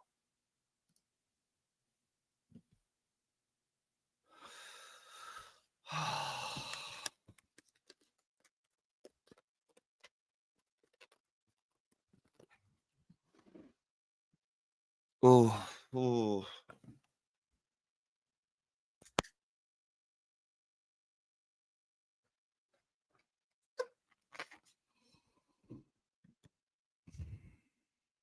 Are we ready? Katie is the girlfriend of Charlie Adelson. So Charlie and Katie were porking. And then Katie got her ex-boyfriend, Sig, to do the deed.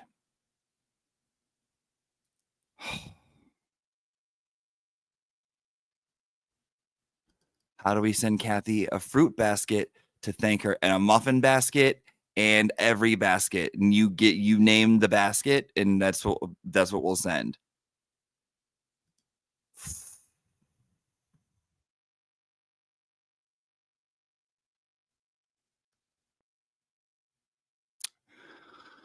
Okay, let's do this.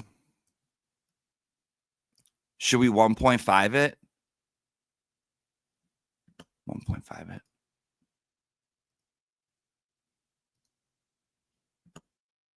Subtitles on.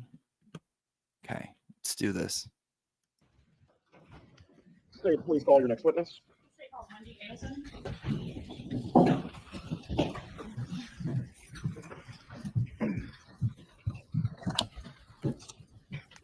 Please raise your hand. Do you swear or affirm the testimony you're about to give will be true? You may sit. Ma'am, please say and spell your name. Wendy Adelson, Wendiadelson. Where are you from, Ms. Adelson? I'm originally from Coral Springs, Florida. And where do you live now? I currently live in Miami. How are you employed? Now kind of part-time. I do asylum work and I fundraise for nonprofit organizations. Are you an attorney?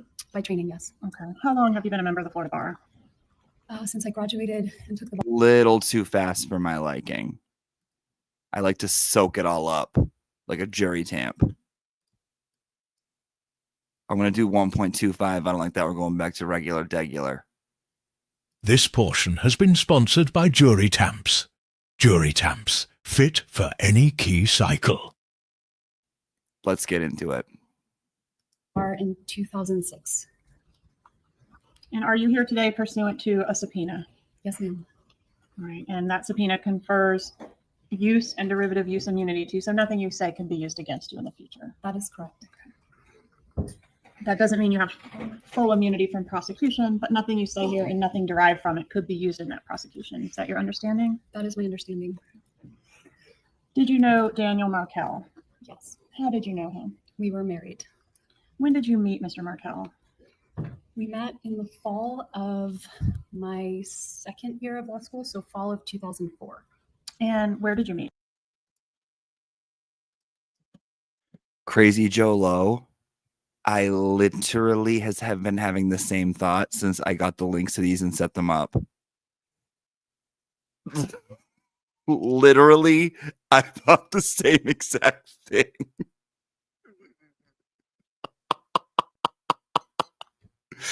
Thank you, Crazy Joe.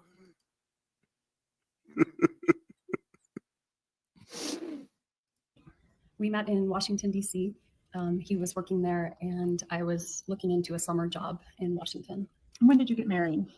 In February of 2006. And when did you live here in Tallahassee? We lived in Tallahassee my third year of law school, so from August of 2005 until I think around maybe May or June of 2006. And then we moved to Miami for a year because Danny was interested in working at the University of Miami. Mm-hmm. He did not get the job at University of Miami, and so we moved back here in 2007 and lived here until 2014. Where were the two? All right, I got to make a statement. To me, it seems like to me, for me, it seems like she's stuck at a young age. She's still very much a child. There's a lot of scared, angry child like qualities about her. It's like she never got past 10 or 11. She's still like a kid in my head. Like that's what I'm seeing. I'm seeing a kid. I'm seeing I'm seeing a little girl up there on the stand, like a girl in elementary school on the stand pretending to be an adult. All right, let's bring it back up. Of you employed during the time you lived here in Tallahassee? I was employed at the FSU Center for Human Rights, and Danny was employed at FSU Law School. Were you both professors at FSU College of Law? Yes. And were you living on Truscott Drive at that time? When we were married, Maybe I wasn't clear enough. I didn't say this to say that it's a tactic she's using. I never once called her innocent, right? And I never once said that it endeared me to her. It's like she got stuck at a certain age and never matured.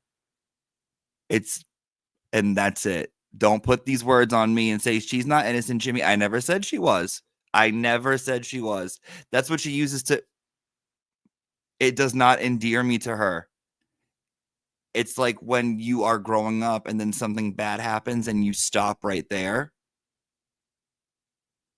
That's what it's like. So, we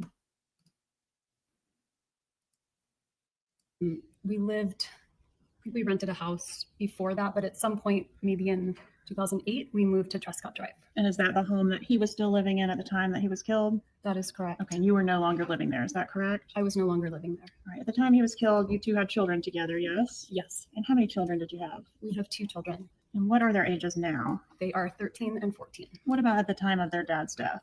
At the time of their dad's death, they were 4 and 3. When did you separate from Professor Markell? In the fall of 2012. Whose decision was it to separate? It was my decision. And was part of the reason for the separation the two of you having differing views on how to raise your kids as far as within the Jewish faith? I mean, it was a small part, but it was part of it. Okay, that seemed to be something that came up a lot in your communication, so that's why I asked about it. What was the difference of opinion on that? I mean, when we first met and started dating, Danny wasn't as observant or as religious as he became over time. And so the difference in... If anyone is innocent here, it's Donna. It's my Donna. Our perspective on raising kids was about dietary choices and attendance at synagogue, things like that. So in general, he wanted to raise the children more strictly in terms of the faith than you. That is correct. Did you move out of the marital home while Mr. Markell was away on a business trip? I did, yes. All right. And did he know that you were moving out when he left for the business trip? No, he did not. Where did you go when you left the marital home? I rented a home in Tallahassee. Where was that? Do you remember the address? Aqua Ridge Way. 3303, sound right? That's right. Okay. And what was the custody arrangement once you moved out of the marital home? I mean, in the beginning, until we had a formal custody arrangement, we were just finding ways to share custody. I remember that first weekend his parents came, so I made sure he had the children all weekend while his parents were visiting from Canada. But eventually we had a 50-50 shared custody arrangement. All right. And do you remember exactly what that looked like? Was it week on, week off, or something more complicated? It was something more complicated. In the summertime, it was week on, week off. During the weeks, it was I think what they called like a 2-2 split, with Wednesday night being an overnight and then the weekends being every other weekend. All right, but roughly 50-50. 50-50, but that was the split. Yeah. I hate the way that she enters certain questions like this, and that the end of her statements go up like she's asking a question. It's a little different than that. It's called a 2-2 split, and then we go up like this, and that's not what I was thinking. I was thinking something different. very much like a child. That's how children talk. Very much like a child. And I want to show you what's been introduced into evidence, State's Exhibit 56. We've had a chance to take a look at this before, but you'll just kind of come through it and tell me if you recognize it. Sure.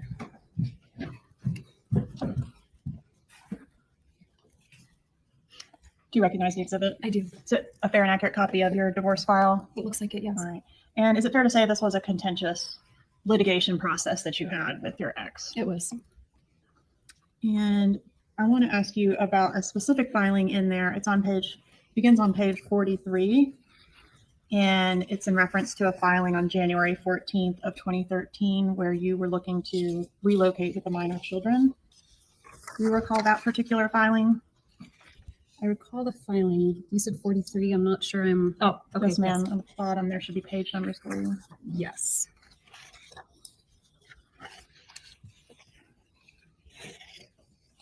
Freaking out. Yes, I recognize it. Okay, and that's the filing in reference to your motion for relocation? Yes.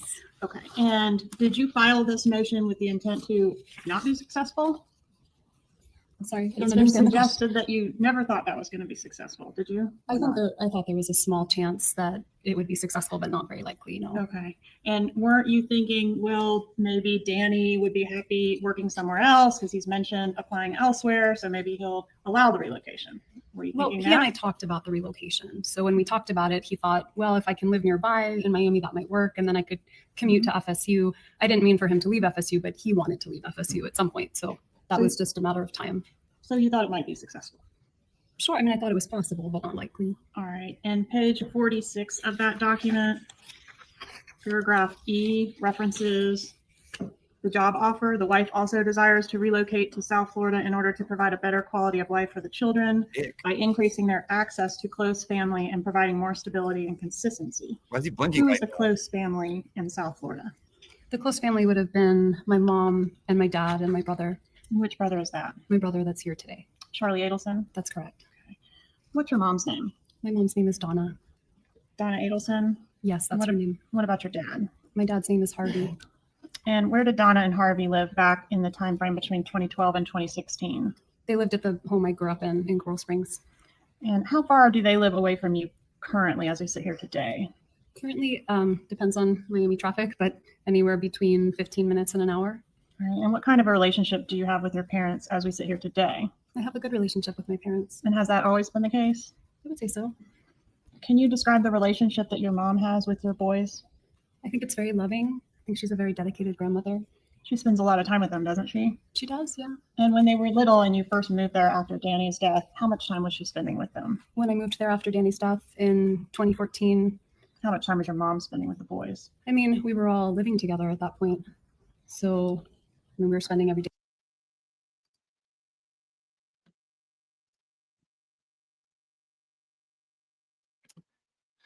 So here's the thing. We aren't team anything. You can be team whatever you want. If you think someone is innocent, you think they're innocent. If you relate to someone and you think that, you know, people should give them a chance, that's probably has to do with something about you and your personality. If you don't like someone, you don't like someone.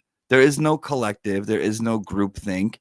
You relate to whatever you relate to. Whatever. I like Donna. I'm not forcing anyone else to like Donna. I fucking like Donna. I think she's balling. Some people like Wendy. They're like, she's innocent. Some people don't think so. That's okay. That's fine.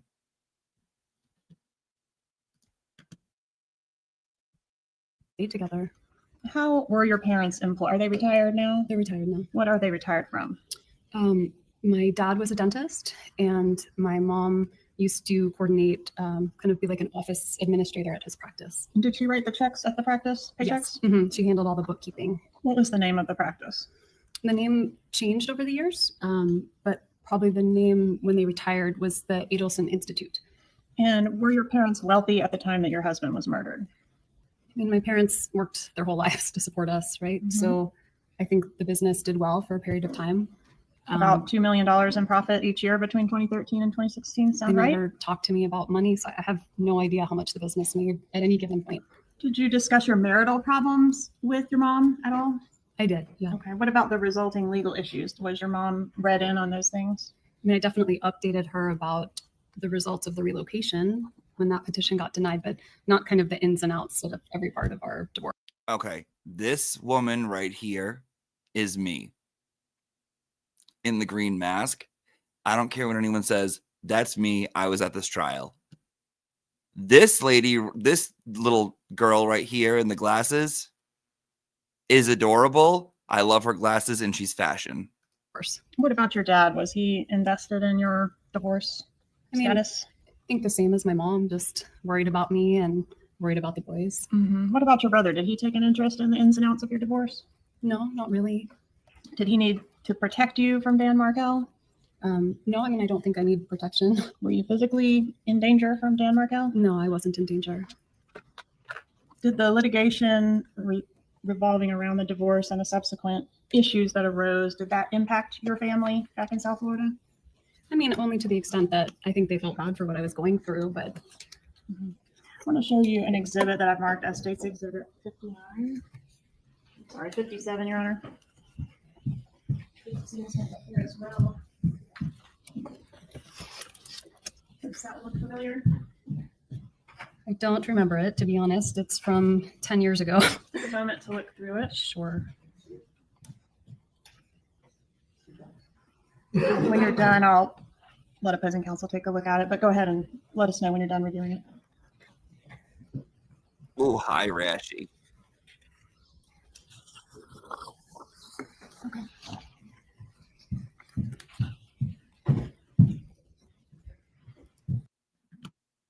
Did I 1.25 it? Oh, I did. It's still a little fast for me. Maybe 1.1. Whoa, Georgia. Georgia got the girls on her. Good for you, Georgia.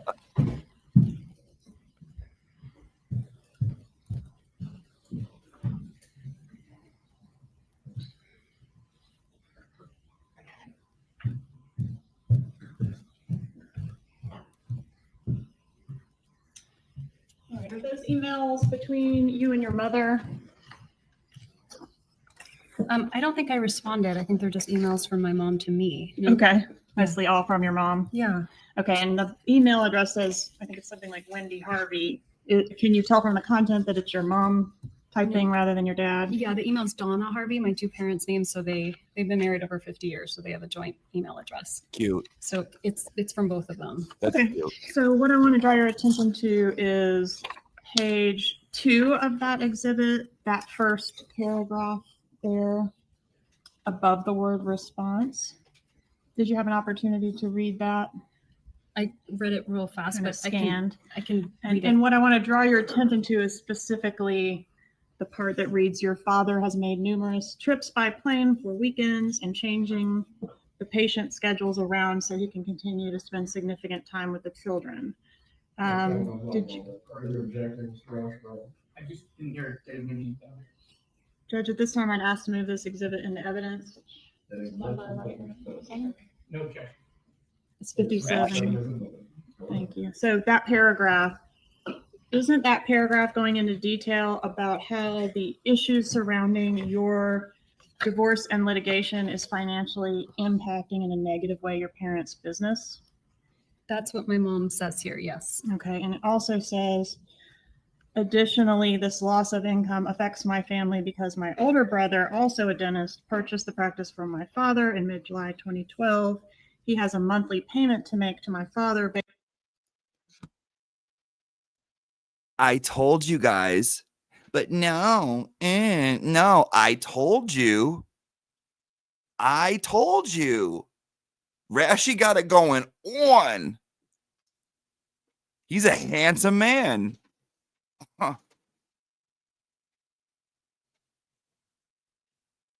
So I buy the cats whatever they want. Okay, I buy them whatever they want. And by that, I mean whatever I think they're going to like when I go to the store.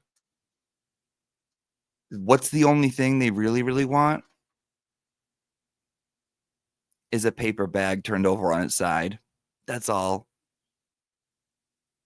Oh, you give them a paper bag, you open it up, and you turn it over and put it on the floor.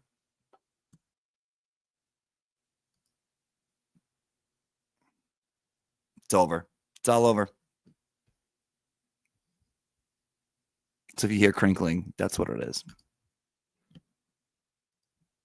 Based on the sale of the practice, it isn't fair to him to have decreasing monthly income statements from the practice due to my parents spending so much time here in Tallahassee. So this is an argument that your mom is proposing, right, to help you, give you an idea of what might persuade the courts to allow the relocation. You agree with that? Yes, that's what she was doing. Yes. Okay, and she's indicating that both your parents as well as your brother have suffered financially as a result of you not being able to relocate. Yes. Okay. And on page, do you have page numbers in the bottom right corner of your exhibit? I have them in the top so I can see. Okay, so 5 of, well, let me look. Give me a moment.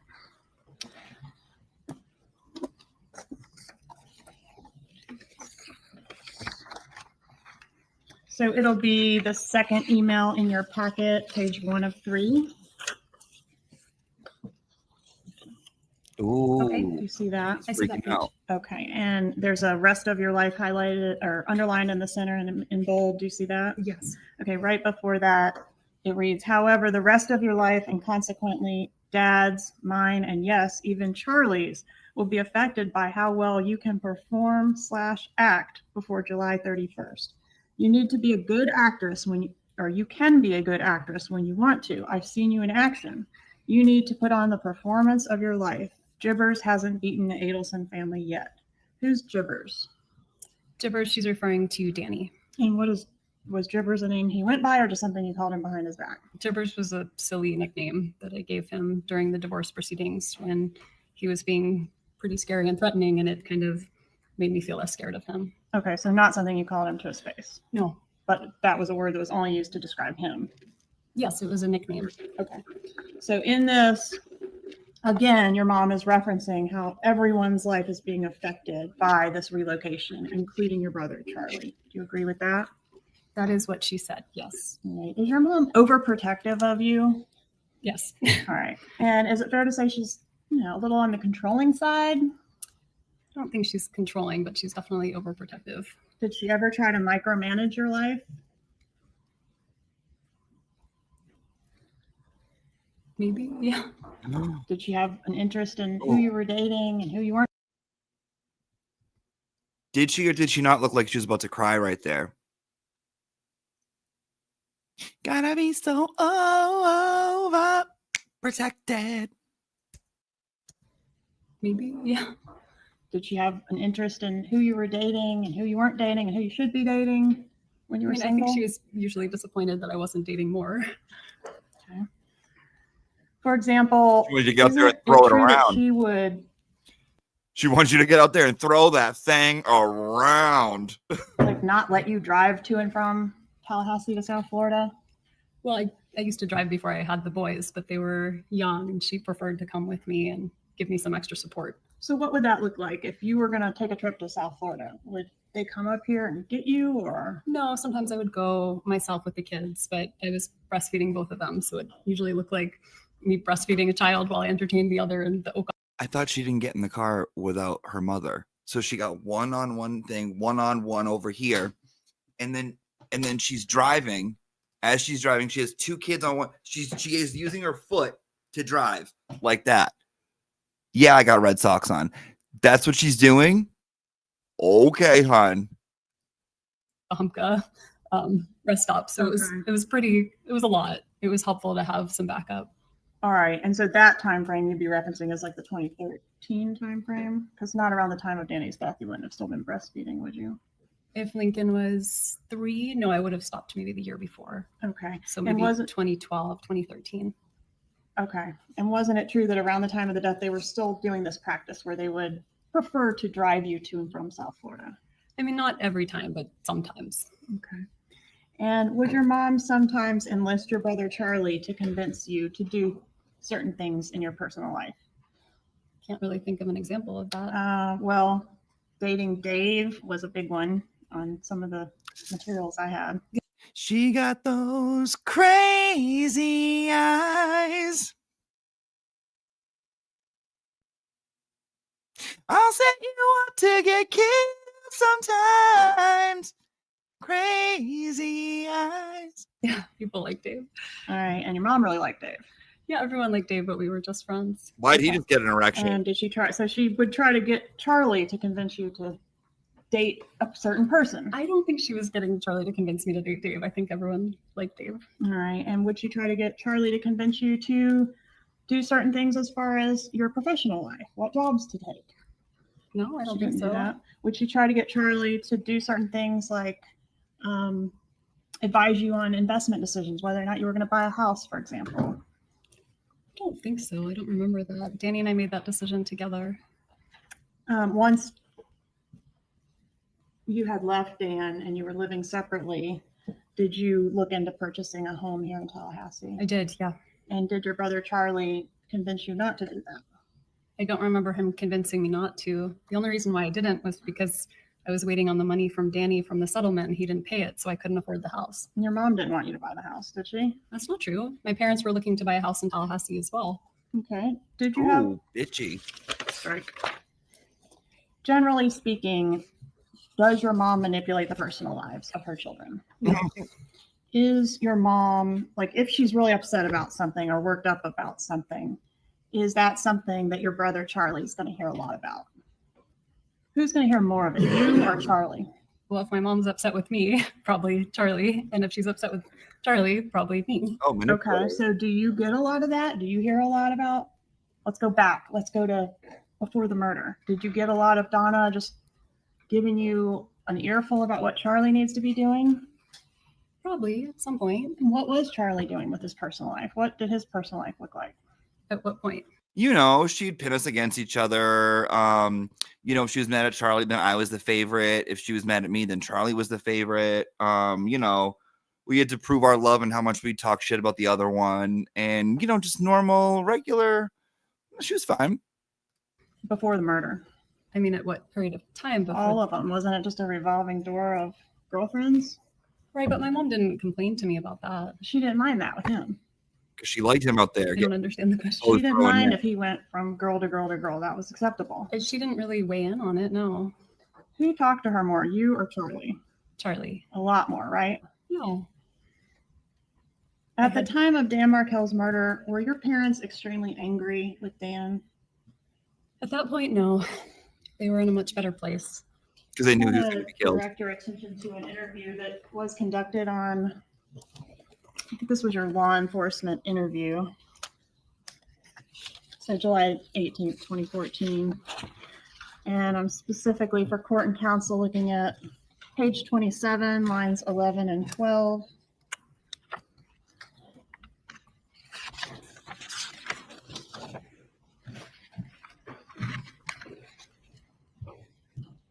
Got it open to the page that you can flip if you need to familiarize yourselves. Or What are you doing, freak? Hi, Rash. Do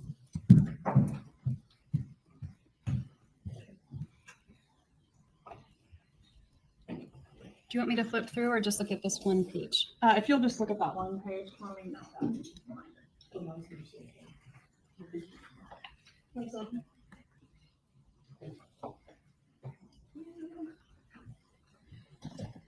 Let me get to where you are. So page 27 there, lines 11 and 12, and I've got it highlighted for you. Yes, Says, Ms. Adelson, you know, my parents are, you know, very angry toward him. Is that true? Isn't that true? what you said? Your parents were very angry toward Dan. Can I read the rest of the sentence? Sure. So I say, you know, my parents are very angry towards him, but even when they're around my kids, they would never say a bad word about my kid's father. And then on page 288, line 24 through page 289, line 1, and that's going to be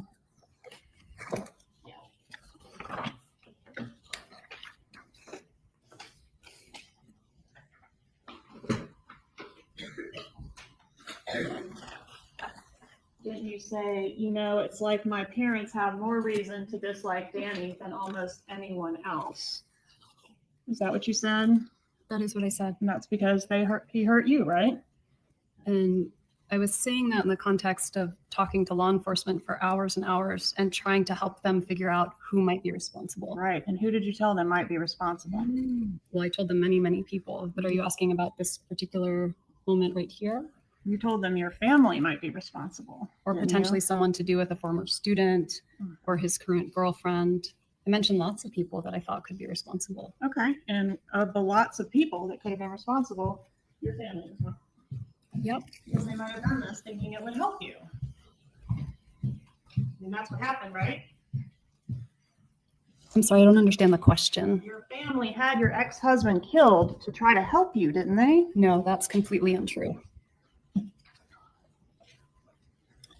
And back to the divorce, the petition where Danny is responding to your petition for the motion to relocate. Are you familiar with that filing, or do you need to take a look at it? I need to take a look at it. All right, it's going to be page 79 through 101, and this is back to our exhibit 56.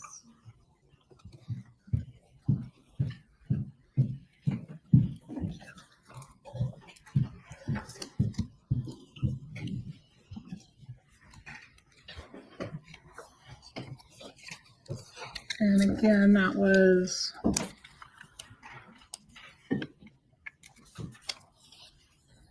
the filing begins on page 79. I'm specifically interested in 82. And in this filing, doesn't Mr. Markel say, quote, the husband affirmatively alleges that the wife helped herself to non-marital assets, including money and stocks owned prior to marriage, as well as numerous personal non-marital belongings of the husband, such as luggage, bicycle, tennis racket, and family heirlooms. The wife has refused to return these items or to allow the husband into her home to see what other personal belongings were taken without his permission or acquiescence. So my point is, he's accusing you of theft in this paragraph. Those are the words that are here, yes. Yeah, and he's very adamantly objecting to your relocation, right? On page 82, it says the sole stated reason the wife seeks to relocate is so that she can be closer to her parents. Was being near your parents the sole reason that you wanted to relocate? No. It wasn't the sole reason stated in your petition? It wasn't the sole reason stated in my petition, and it wasn't the sole reason that he and I talked about before I filed the motion to relocate. Why was he so adamant and so confident that this was the real reason you wanted to be down there? I think there's a lot of things in these pleadings that are not true. So just because it says something doesn't make it true. Sure, but did he know that your mom was just grinding on this issue of trying to get you down there? He would have had no idea. He wouldn't have been, that wouldn't have been known to him? I don't think so. But he was accusing you in these pleadings of all kind of stuff, right? I mean, I'm not saying it's true, but hiding financial assets, failing to disclose things, kidnapping his kids in the middle of, his business trip, all those sorts of things, right? Yes, he said lots of things.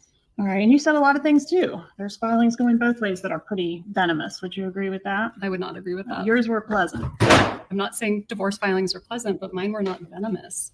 Okay. Did your mother, Donna Adelson, review the filing in which Dan Markel is accusing you of this theft and all this stuff? I don't remember if she did. What about the one where Dan Markel is asking that your mother not be permitted to have unsupervised visitation with the kids? My mom never saw that because after he filed that, he then asked my parents to babysit the kids. My mom baked him banana bread, gave him a hug goodbye. So there was nothing truthful about that pleading that he filed, and my mom never saw it. Why do you think he filed that? He was really angry at me for leaving him. Okay, so he didn't really want to limit your mom's visitation with the kids. No. And that's evidence. Babysit after he filed that. Evidence by the banana bread. And so she didn't even know about that filing. She never knew about it. Okay. And when she laid all those options out in that email to you about other options that you could take to secure the relocation, as far as bribing, remember that? Converting the children to Christianity, remember that suggestion? I sure do. Okay. What did she put in there that she viewed as your most non-negotiable and most important part of your divorce? I don't know. Do you have something I can see? States Exhibit The 57. documents would help. The documents would help.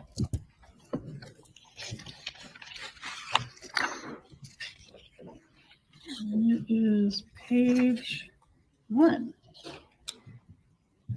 Page 1 of paragraph 2.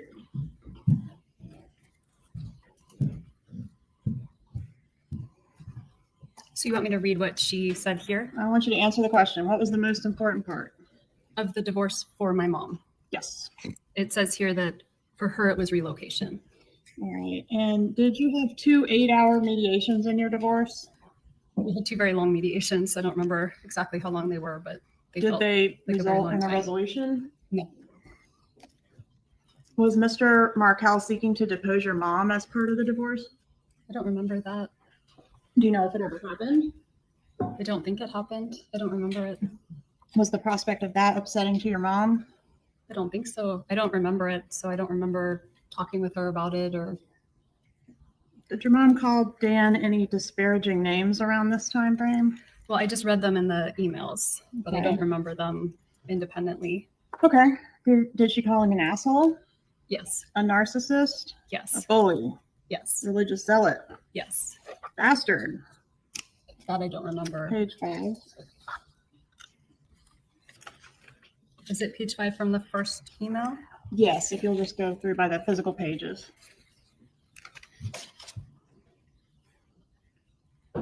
I see. Yes.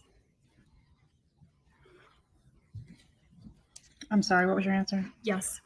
Fucker? Yes.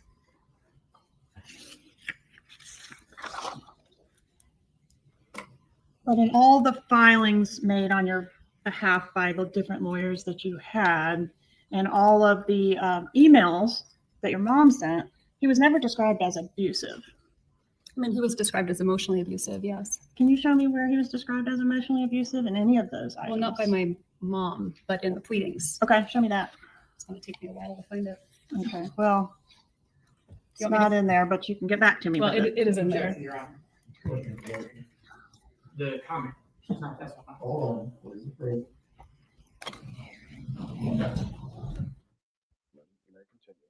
So would you have to review the whole file in order to find that? Or could you just give us a starting point of which filing it might be located in?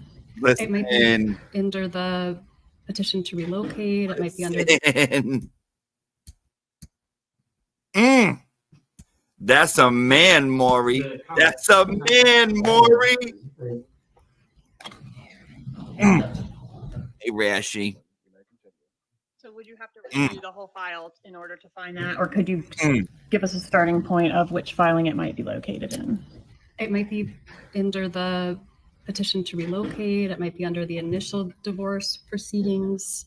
It wouldn't be in emails from my mom, but it would take a while to find it. It might be in the depositions.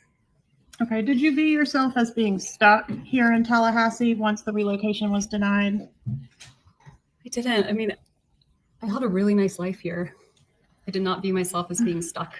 Would you please turn to page 176 in that exhibit in front of you?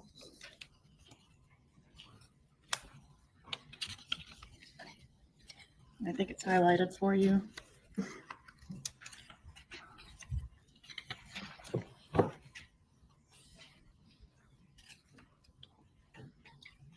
Did you describe yourself in that filing as being stuck in Tallahassee? I don't see it. You said it was highlighted, but there's nothing highlighted. Okay. 176. I didn't highlight it for you. Okay.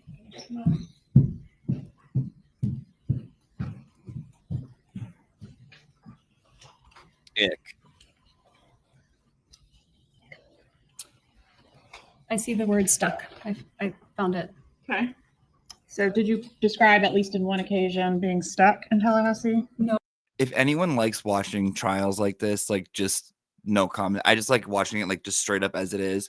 The YouTube channel, the trial channel, does a phenomenal job of cleaning up the audio, getting rid of the lulls in the courtroom. The trial channel is top notch. Oh, can I read the sentence? Sure. So it says, the husband has made it difficult for the wife with her colleagues at her current position due to his statements and actions. And the husband's intent is to relocate to a larger area at some point. So the wife is merely stuck in Tallahassee until the husband decides that the time is right for him to leave. All right. Meaning, And had he accepted a job anywhere else by the time that he was murdered? no, he hadn't yet been offered a job, but he was always looking. Okay. So he was just going to move and just let you have the kids at that point?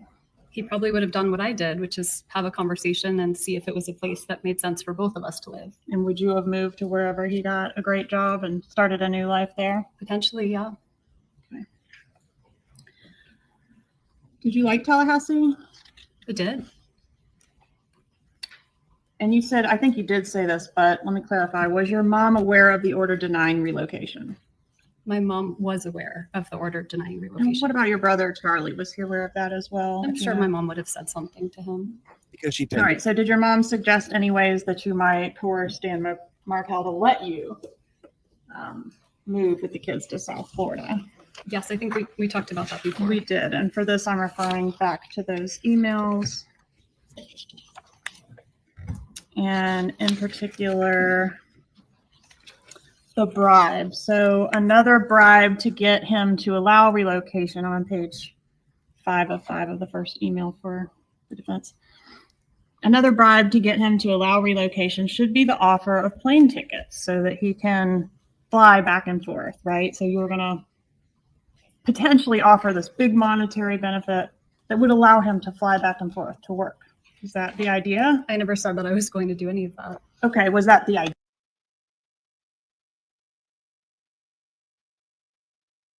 What's up, Wendy? What's up? What's up with you? What's up with this one? I'm going to speed this up a little bit. I'm still cracking this one. She takes a minute to crack. Idea that your mom had? That was the idea. All right, and the amount of the bribe is going to be, or was at least discussed as being $1 million. Is that right? That is what they said. Okay, and did you agree with that? No. Would that have worked? I have no idea if it would have worked, but You think he might have taken $1 million to let his kids go? well, he wasn't letting his kids go. He would have moved to South Florida and he would have commuted back and forth to his job. So maybe. Well, then why wasn't it offered? Because I didn't want to do it. All right, what about the idea that you could try to threaten Dan to convert the kids to Christianity so that they can fit into the Bible Belt here in Tallahassee? Is that something your mom suggested in these emails? My mom did suggest that. Okay, and specifically, this is on page 7 of the exhibit. Let Jobbers know that your children will be baptized in the Catholic Church. Have a picture made of them in front of the church, all that kind of thing. That's what your mom suggested at one time? She did, yes. Okay, and did you do any of those things? No, I don't even think I responded to it. Do you know whether the defendant, your brother Charlie, was supportive of the plan to convert them or pose as converting them to I have no Christianity? idea. I don't think he was particularly involved in this round of my mom's On emails. page 11 of the exhibit, there's an indication from your mom that Charlie at least has discussed this with her and maybe is somewhat supportive. Charlie brought up a good point when he said that Americans were dropped behind enemy lines during World War II wearing Nazi uniforms to get what they wanted. They had a job to get done and they did what they needed to do to accomplish it. You have a job to get done in a very short time frame to accomplish it. If you dressed your kids up in Hitler Youth uniforms and brought them down here, I could care less if it was an act of defiance that would show Jobbers that he's, all caps and bold, not in control. It just seems like your mom was pretty extreme about this situation of getting you relocated. Can you agree with that? Yeah. All right, and Charlie was at least consulted on it or had offered some information about it. Well, that was my mom's rendition, so I don't know if that's what actually happened or that was her perception. Sure. Were you involved in the effort to consult a lawyer about the bribe and whether that was going to be legal? I wasn't the lawyer consulted in that. No. Were you involved in consulting a lawyer with your mom? Do you know for sure if any financial offer was or was not made to Dan Markel? I couldn't say for sure if they made it to Danny without me knowing, but I don't think so. Is that something they would do, is try to negotiate with him behind your back or deal with this situation behind your back? I don't think so. I think I would have known. Danny probably would have told me. But you definitely didn't extend any of these offers or threats. No.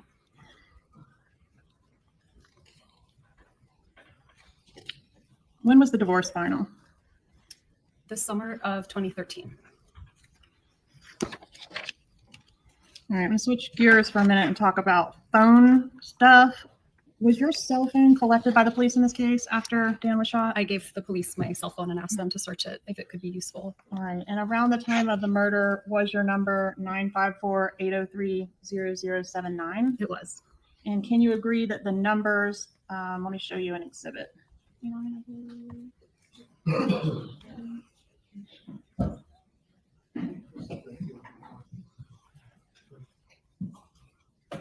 You will. Okay. I want to explain what it is. Okay. Yeah, so I talked a lot about converting to Christianity, but I didn't mention what religion you are. We talked about Dan being more religious than you are, but we didn't talk about what religion you are. So could you explain that to the jury, please? Sure. I'm Jewish. Dan was as well, right? And Danny was Jewish as well. Okay. So I had this exhibit 59. This is not 59.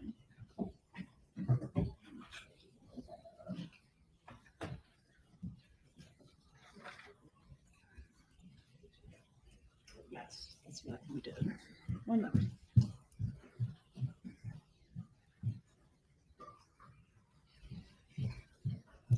You may not be able to do this, but states 59, I've got for numbers attributed to your family members. Obviously, don't know other people. Are those phone numbers accurate, if you know, for the time frame around the murder? Yes. Okay. All right, and then you are also familiar with the wiretap that was conducted in this case? Yes. And did I provide you a disc labeled disc 107, ask you to review some calls and see if you could authenticate the voices on those calls? Yes. All right, and for that, I made you a little spreadsheet, which I've marked as 61. And were you able to initial by each call indicating that the highlighted names are the voices of the people they purport to be? Yes. This time I asked you to name it as state 61. No. State 61 is a no.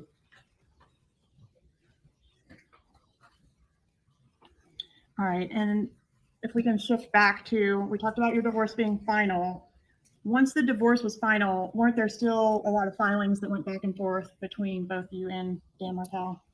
Yes and no. The divorce was final. We had a final settlement agreement. Mhm. The agreement was I take my name off the title to the house. He pays me half the value to the house. So within the first week, I went and took my name off the title to the house, and I waited until October when he was supposed to get back to me. He never paid me the money. And so I called and I asked what happened. That was the deal. And he said, I have compelling reasons. I'm not going to pay you. And so I made one filing. Hold on 1 second. First of all, I have to pee, so we're going to take a 2-second break.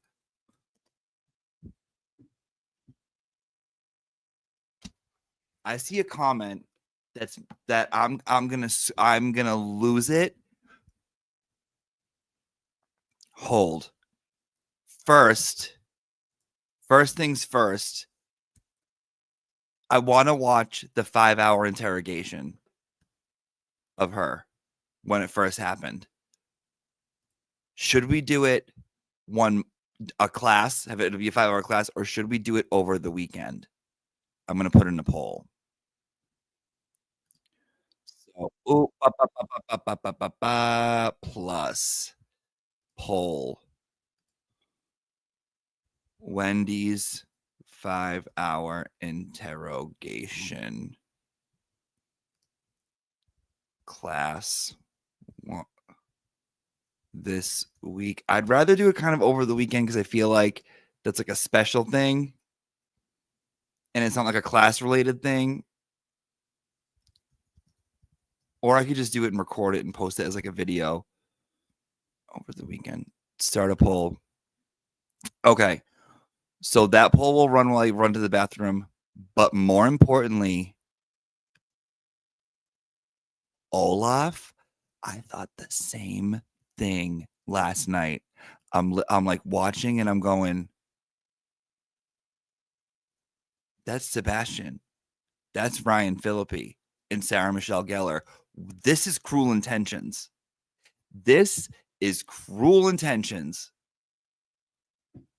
Olaf, I swear, the same friggin' thought. Like literally, they are. Yes.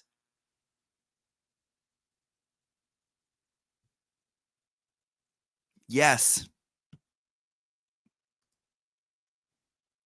All right, I'm gonna pee. Give me a minute. Well, someone's got to break the ice, and it might as well be me. I mean, I'm used to being a hostess. It's part of my husband's work, and it's always difficult when a group of new friends meet together for the first time to get acquainted. So I'm perfectly prepared to start the ball rolling. I mean, I have absolutely no idea what we're doing here, or what I'm doing here, or what this place is about, but I am determined to enjoy myself, and I'm very intrigued, and oh my, this soup's delicious, isn't it? You say you are used to being a hostess as part of your husband's work? Yes, it's an integral part of your life when you are the wife of a... Oh, but then I forgot. We're not supposed to say who we really are. Though, heavens to Betsy, I don't know why. Don't you? I know who you are. Aren't you going to tell us? How do you know who I am? I work in Washington, too. Washington? So you're a politician's wife? Yes, I am. Hold it right there. This is the concierge, sir. I knew it was you. I could smell you getting off the elevator. You was here last night, too, wasn't you? Yes, sir. I was. You was here, and you was smooching with my brother. I'm afraid you're mistaken, sir. Don't give me that. You've been smooching with everybody. Snuffy, Al, Leo, little Mo with the gimpy leg, Cheeks, Bony Bob, Cliff. No. It's a lie. I could go on forever, baby. I'm terribly sorry, sir, but I'm afraid you're mistaken. We are looking for a young man. All right. I believe you. But my Tommy gun don't. Get down on your knees and tell me you love me. On your knees?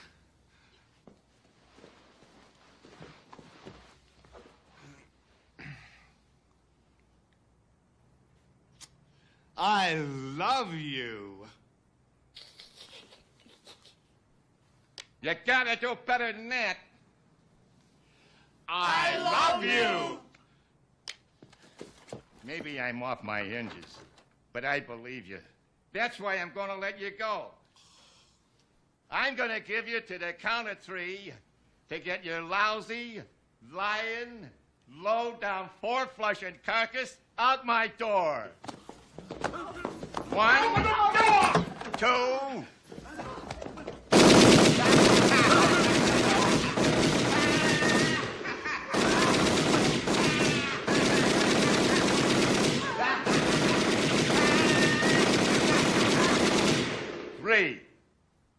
Merry Christmas, you filthy animal. What would you want to say to Gemma? Pretty much, I will let Gemma know that she is a fat cunt, and the shoes that she gave me were not something that I would particularly buy for myself. They were old maiden type of shoes, and she said that those shoes were meant to be worn on a beautiful woman. So if that's the case, she should have put them back on the rack, and she should never even purchase them because she was unqualified to do so if that is the case. Okay, we're back.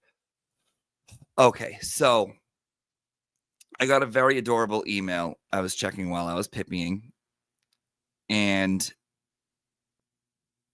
let me help you out, hon. Krista Miller, thank you for donating to the school just because you are a rock star. They say, thank you, Krista. Thank you. The school appreciates that. It says, very, very cute. New member, can't figure out how to comment. They have their phone. I'm old. I don't know what I'm doing. How do I participate in classroom activities? Okay, so here's the thing. Hon, download it. Download the YouTube app. On the YouTube app, right? Go to the App Store and download YouTube. I know you can go to youtube.com and watch it. You need the YouTube app. Log in, right? And once you're in the YouTube app, you can open it up and there'll be a here. I'll show you right here. I'll show you, hon. I got you. Right. Right. Okay. So the Young Jerks is live right now, right? So you click on a live stream and you're watching it, right? You're watching it. And boom, it comes up. If it doesn't come up right away, you'll see something like this, right? You just click chat publicly as a subscriber right there. Boom, and it comes up. Okay? I hope that works. If it doesn't, please send me another email and we can try to figure it out because you need the app to do that. I have noticed that some people don't always know that. All right, hon? Okay. All right. Jesus. Okay. Late to class, Shannon. Late to class per usual, but if you haven't yet, please check out Donna on Wheel of Fortune. I saw Donna on Wheel of Fortune. It made me sad for some reason. I don't know why, to see them like young. It made me sad. But thank you, Shannon. Yellow Lead Betero. Dude, Charlie is so Reverend Jim Ignatowski from Taxi. You can't unsee it. Thank you, Yellow Lead Betero. Laura sends £5 and says, where can I email you to send a copy of Ratchet Madness spreadsheet? I have my own. I have it written down, but if you want to send me an email, it's auntiedeb3bs@gmail.com. Okay? It's right there. But yeah, if you have the spreadsheet, I'll take it. Wait, or is he Larry from the Three Stooges? He's Charlie from the Murders because he's a douche. Thank you, Led Betero. Marshy, I made it to class. So happy you're covering the Adelson siege. I know you guys know this. I was never a true crime person, never into true, never whatever. I think I'm a trial person because I'm obsessed with this. Obsessed. I'm obsessed. Completely. Oh, Erica. Look at Erica. She popped in here. Hi, hon. Hi, hon. So I don't bother you. Do you model? Yes. Oh, yeah. Oh, no. No moderators here. I had some. That's a tragedy. I got rid of them and we just raw dog it up in here. That's right. That's right. Lord of the Flies. Let them eat each other. All right. Let's get back to Wendy. Let's do it. Let's watch this crazy, crazy woman.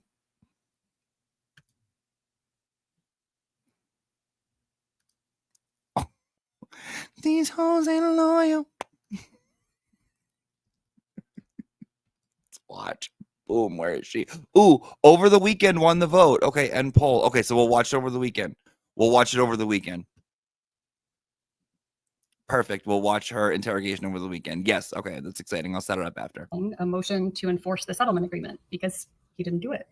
Right. So you believe that he owed you money pursuant to the settlement agreement. And he was in violation of the settlement agreement. Yes. He was of the belief that you had withheld some financial things from your affidavit, and maybe he didn't owe you the money that you had previously agreed on because you had not been honest in the initial disclosures, right? He accused my attorney of having unclean hands and committing a crime. Yeah, and assisting you in withholding this money from the disclosures. Okay. All right, so I want to ask you about the motion to enforce marital settlement agreement and hold Dan Markell in contempt of court. That was filed, you may need to refresh your memory, October 31st, 2013. The exhibit 56. Told you guys we had a long class today. Take a look at. This is going to be. Still got to do Ratchet Madness. On 338.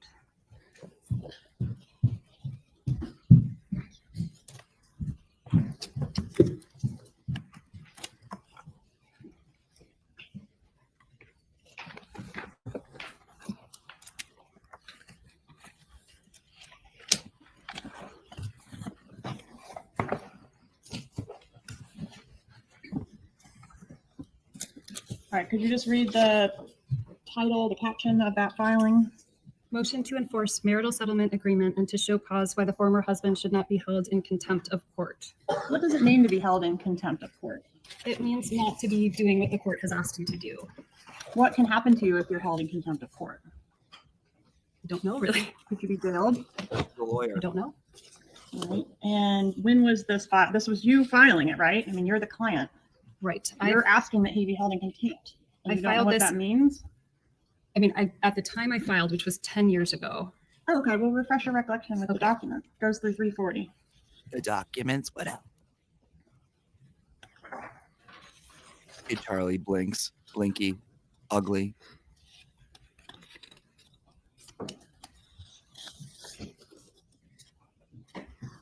Okay, I have it. Okay.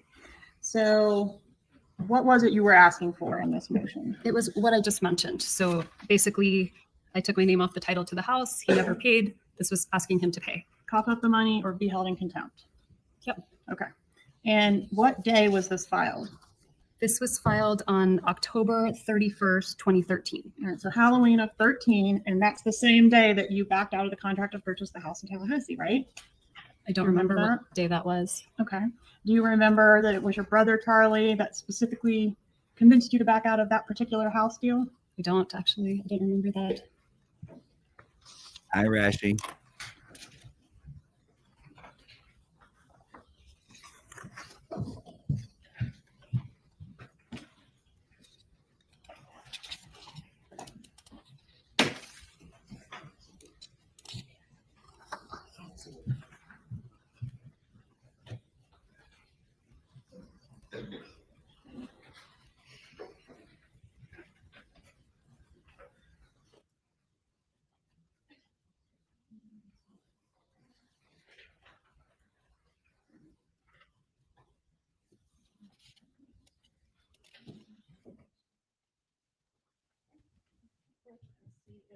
These text messages reflect your recollection, and you may have to look around for context, but I'm specifically looking at this one. Okay.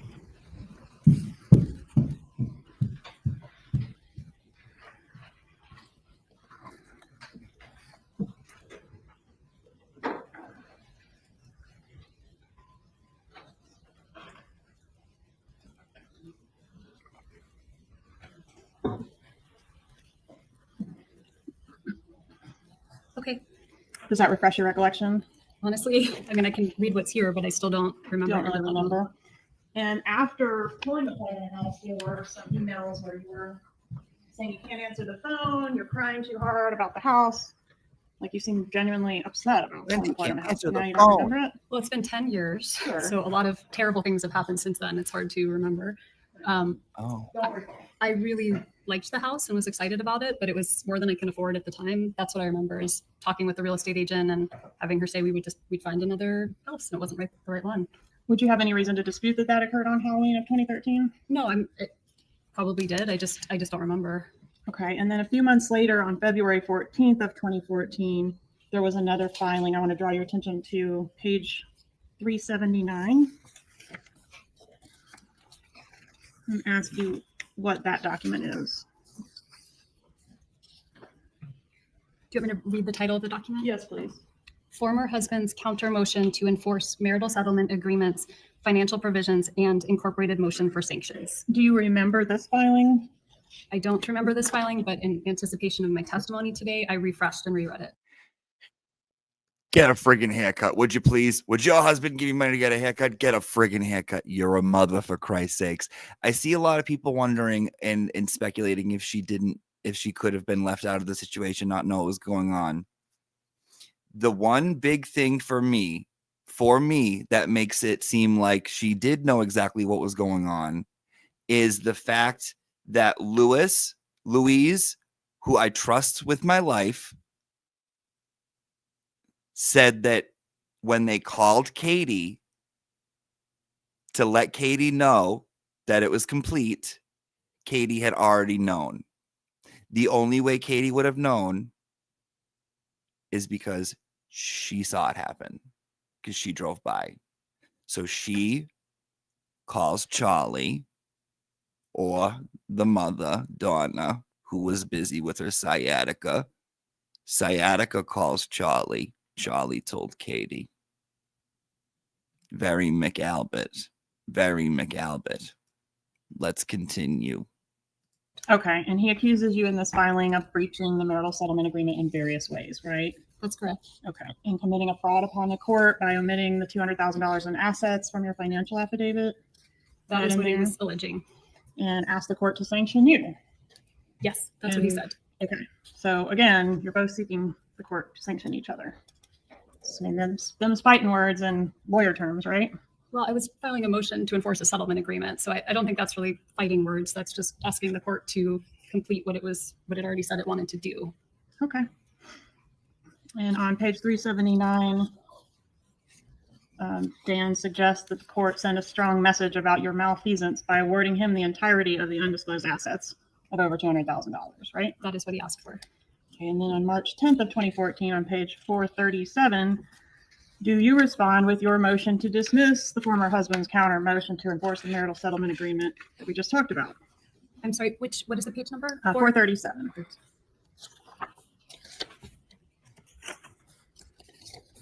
She reminds me of a family member of mine that seems like they don't know what's going on, but behind closed doors, after 10 minutes with them, they're the biggest bitch you've ever met in your life. She's not dumb. She's not dumb at all. She's childish, but she isn't dumb. I'm not familiar with this, but do you want me to read through it? Could you read the caption aloud, please? Sure. Motion to dismiss the former husband's counter motion to enforce marital settlement agreement's financial provisions, an incorporated motion for sanctions for failure to state a cause of action, and motion to strike as a sham pleading, and motion to strike as redundant, immaterial, impertinent, and scandalous pleading. And then if you'll go to page 439, do you see a paragraph that begins, the vast majority of the former husband's motion? Actually, don't see that. On page 439? Yes, ma'am. I think I have it. On number 8. Yeah, the vast majority of the former husband's motion contains allegations that are redundant, immaterial, impertinent, and scandalous. Yada, yada. He's making false and immaterial statements against you. His pleadings only prove that he is a disgruntled former husband who cannot move past this disillusion. So it's getting personal. Would you agree with that? My attorney here is responding to his pleading, which was over the top. And this is over the top, right? I don't think so, no. Then 6 days later, Dan files another motion seeking action against your mother, and that's the one we've already touched on. That's page 441. Is that right? Page 441. Yes, ma'am. Yes, that's what we talked about. Okay. Former husband's counter motion for enforcement of marital settlement agreement on parenting issues and motion for contempt and sanctions. Here he's alleging, again, more violations of the marital settlement agreement, including communication between he and the boys. He wasn't happy with how much communication was happening, failing to keep him informed of where his kids are, failure to communicate about parenting decisions like the kids' schooling, diet, and extracurricular activities, and refusal to provide him access to the kids on their birthdays. He's complaining about a lot of things associated with this, not just money stuff, it's parenting stuff too, right? That's right. And isn't it in this motion that, yes, sir. I said that's right. Isn't it in this motion that Dan Markell seeks to enjoin you from allowing your mother from spending time with the kids without supervision? Can you please show me which page that's on? 450. Do you see a paragraph beginning on 3 specific occasions?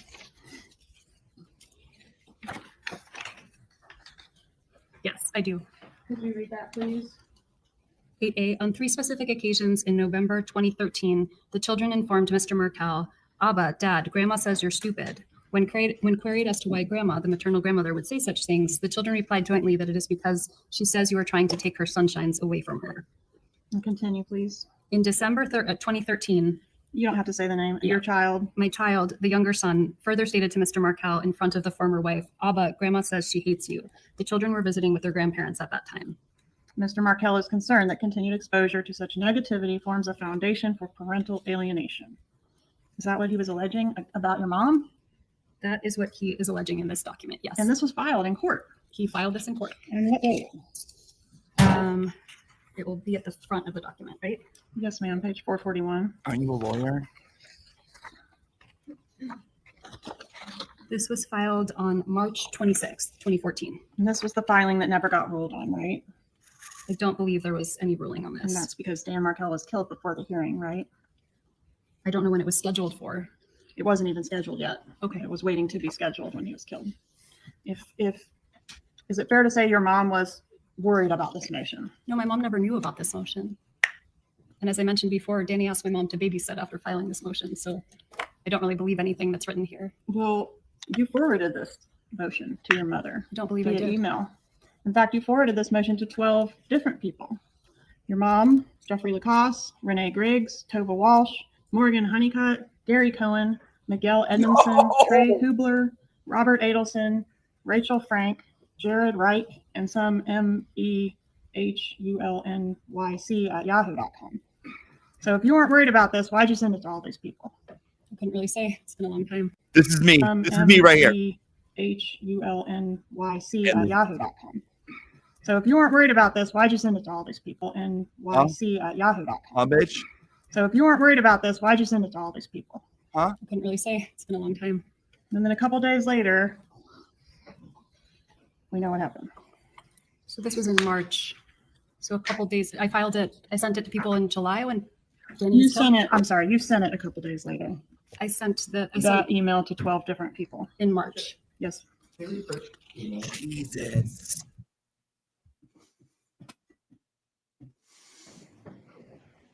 Gentlemen, you can resume your examination. Thank you, Your Honor. I want to talk a little bit about your brother, Charlie. Is he an older brother or a younger brother to you? I'm the youngest of three, so I have two older brothers. They're both older than me. All right, and he's the middle child, Charlie? That's right. All right, and are you closer to Charlie or to the other brother? I'm closer to Charlie.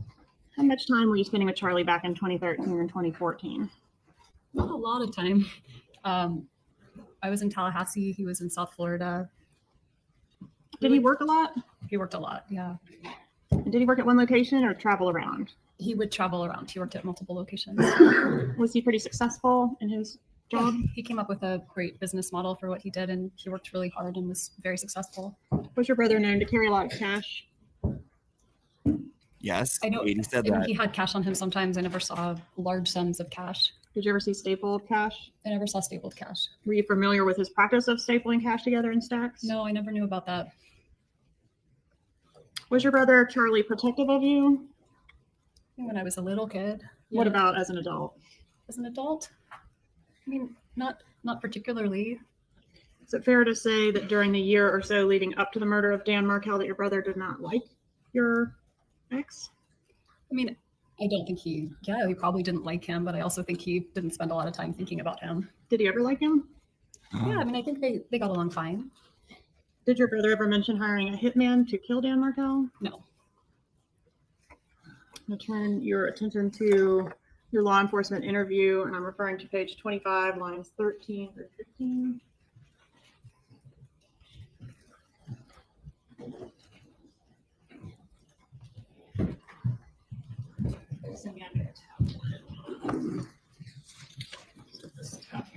Okay. All right, so page 25.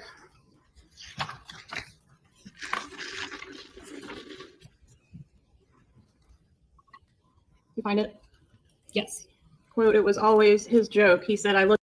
A lot of questions about stapling the cash. So that's just how he stored his money. He would stack 10 $100 bills on top of each other and staple the corner. So he had 1,000, and when he needed to use it, whatever it was in his safe. Katie stated that that's what she saw him do. And that's whenever they would go out, he would take it out of his safe. Also, the hitman hired, Louise, the Latin King, said on the stand and when he went in for questioning that he thought it was weird because the money they got was stapled. Also, it was moldy from being wet because Donna put it in the washing machine because she was told to launder money.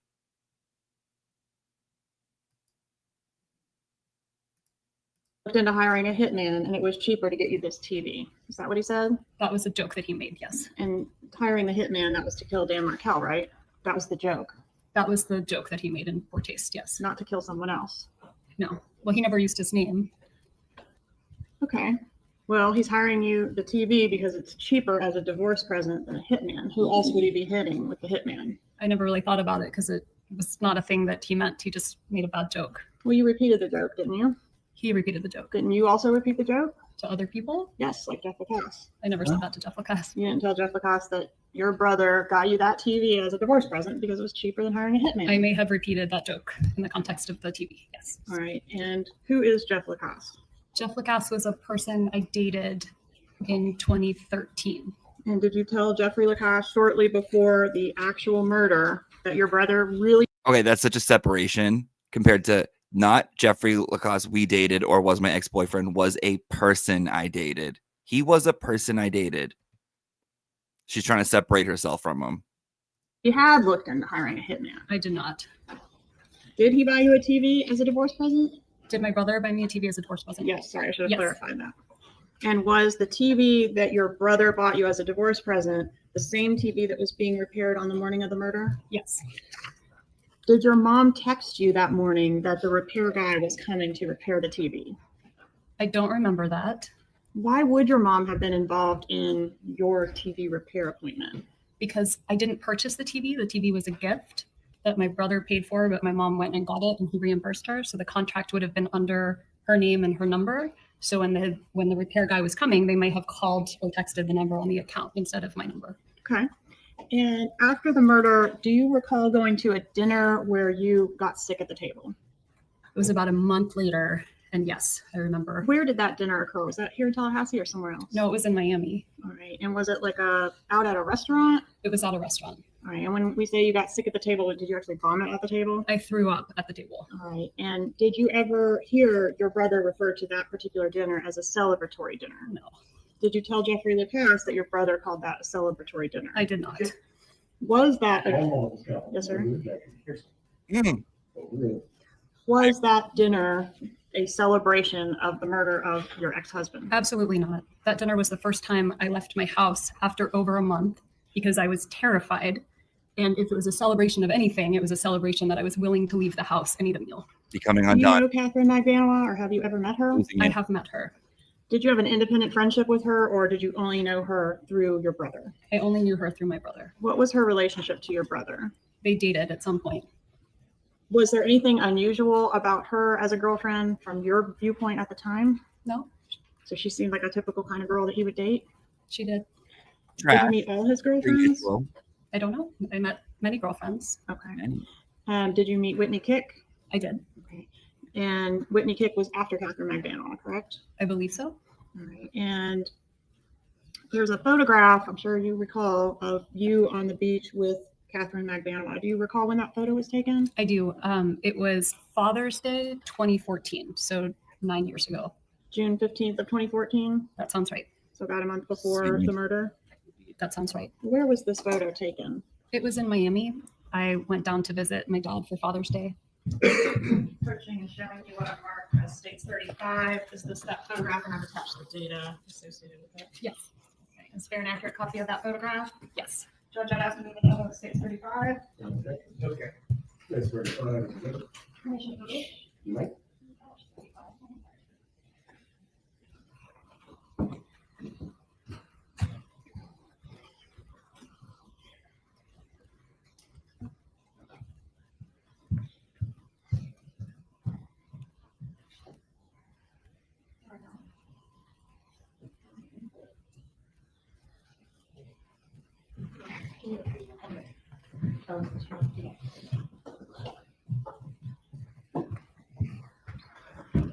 Hi, is that you in the center? That's me. Which one's Catherine Magdanoa? The one on the left, our left in the picture. How long?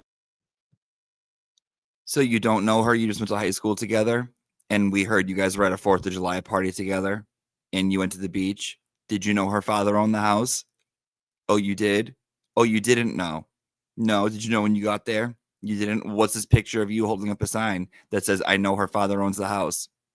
So you don't know each other? Why did you go visit her at college? How long had Ms. Magdanoa been dating your brother at the time this photo was taken?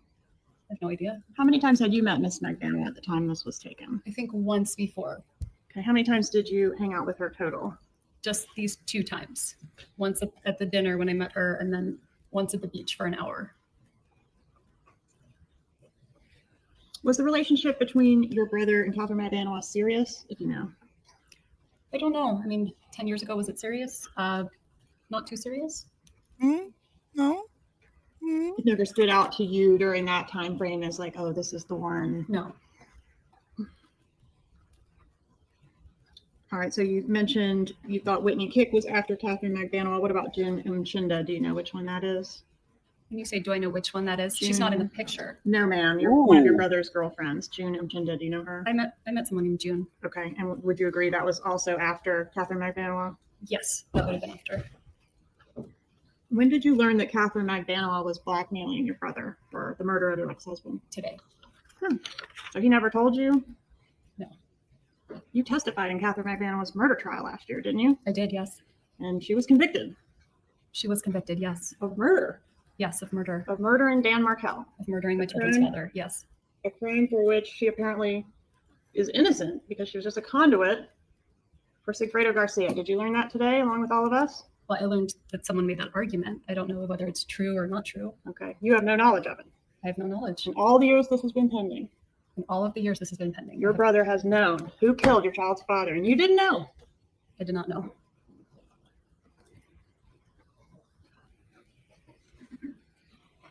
Do you know why Catherine McDaniel was on the payroll at the Adelson Institute? I believe that she worked there. What did she do there? You have no I know idea? my brother met her at the dental office, so I'm guessing administrative work of some kind. You have Did you no ever idea. observe her doing administrative work there? No. How did the killers in this case know that Dan Markell was planning to leave town the day after the killing? I have no idea. You knew he was planning to leave town the next day, didn't you? I did, yes. Did you convey that information to anyone? Absolutely not. To your knowledge, did your brother have that information? I don't know why he would have known that. So if the killers were told it has to be done today because he's leaving town tomorrow, we don't know how they knew that. I have no idea how they knew that. But it would have to come from someone familiar with Dan Markell's schedule, wouldn't it? They would have to find out somehow. I don't know how. Prior to Dan Markell's murder, when were you last in South Florida? Was it this trip that's pictured here? No, because it was my dad's 70th birthday in early July, so I would have gone down to celebrate his birthday. Okay, when's Dad's birthday? July 5th. How long were you down there for that July 5th trip? I don't really remember offhand, but my guess is about a week.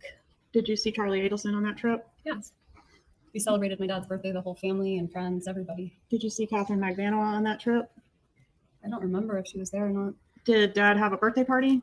Dad had a birthday party. Was it a big birthday? It was his 70th birthday. And was Catherine McDaniel at the party? I don't remember seeing her there. Do you remember seeing June Mchinda at the party? I don't. Or Whitney Kick at the party? I don't. So it could have been any one of them or none of them. Or none of them. I don't remember there being a girlfriend with him at the party. All right. So you said the birthday was what, July 5th? It would have been July 5th. Okay. And do you know on what day you celebrated? Avi's a Cancer. Maybe his birthday, if it was, I felt like it was a weekend. So maybe if July 5th was a Saturday, then it was on his actual birthday. Okay. Tell me about the event. Who, you said there were family and friends there, about how many people? Maybe like 50 people. What was on the menu? We had paella. You remember that? Were you responsible for securing the paella, or was that your brother's job or someone else? I didn't arrange it, but I speak Spanish and no one else could communicate with him. So I spent some time helping him. That's why I remember what we ate. Okay. I would pay money to watch her speak Spanish. You know, she's the type of bitch to be like, ¿Dónde estás? Número uno, por favor.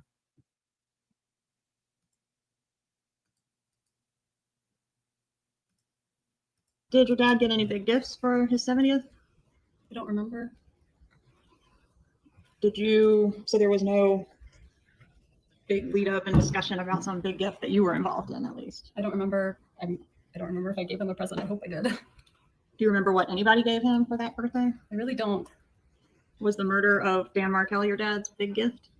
I mean, that's, of course not. That's a horrible thing to say. What about about the grandchildren, getting full unfettered access to the grandchildren? My Could that parents have had been the full big gift? unfettered access to their grandchildren always. Not when they lived in Tallahassee. well, whenever they could come up and see them, they did. There were 50. Hun, can you just play with me? Can you just play? We're just play. Can you play with me? We're playing. We're playing. Let's play. This is playing. No, I saw one time she was great. So you can't say that. She didn't pronounce it like that. No.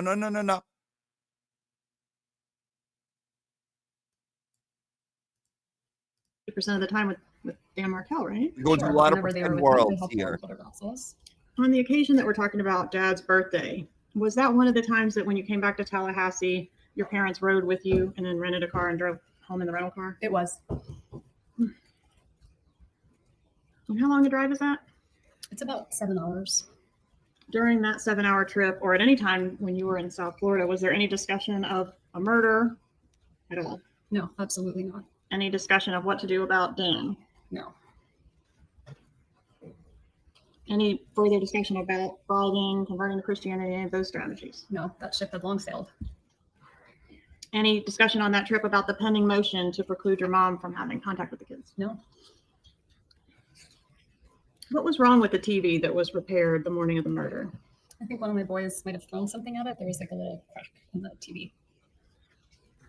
How long had the TV been broken at the time that it got repaired? I honestly don't remember. Could it have been a long time, quite a long time? No, it could have been. I mean, I would be completely speculating. I don't remember how long it was broken for. Do you remember who repaired the TV?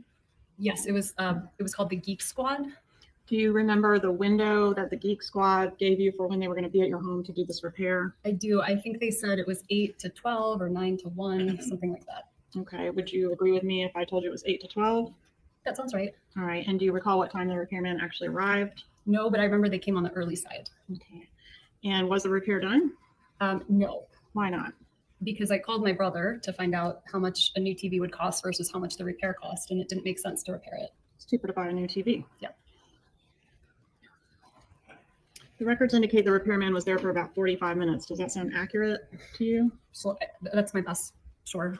Why was he there for that long, just to tell you, like, this thing can't be repaired, or it's cost prohibitive to repair? Do you remember? I don't. My guess is he was there to try to see how he could repair the TV, and then he gave me an estimate, and then I found out what the estimate compared to the cost of a new TV would be. Who paid the repairman? I did. The repairman, you're familiar with his statement that you seemed really upset that day. What were you upset about? I have no idea. When aren't you? Were you upset that day? I don't remember being. Oh, yes, I was upset that day. I was upset. I remember Danny wanted to take the kids swimming, and I wanted to pick them up earlier in the day. Okay, so nothing to do with the TV. I don't think so. I probably wasn't that upset about the TV. So that D.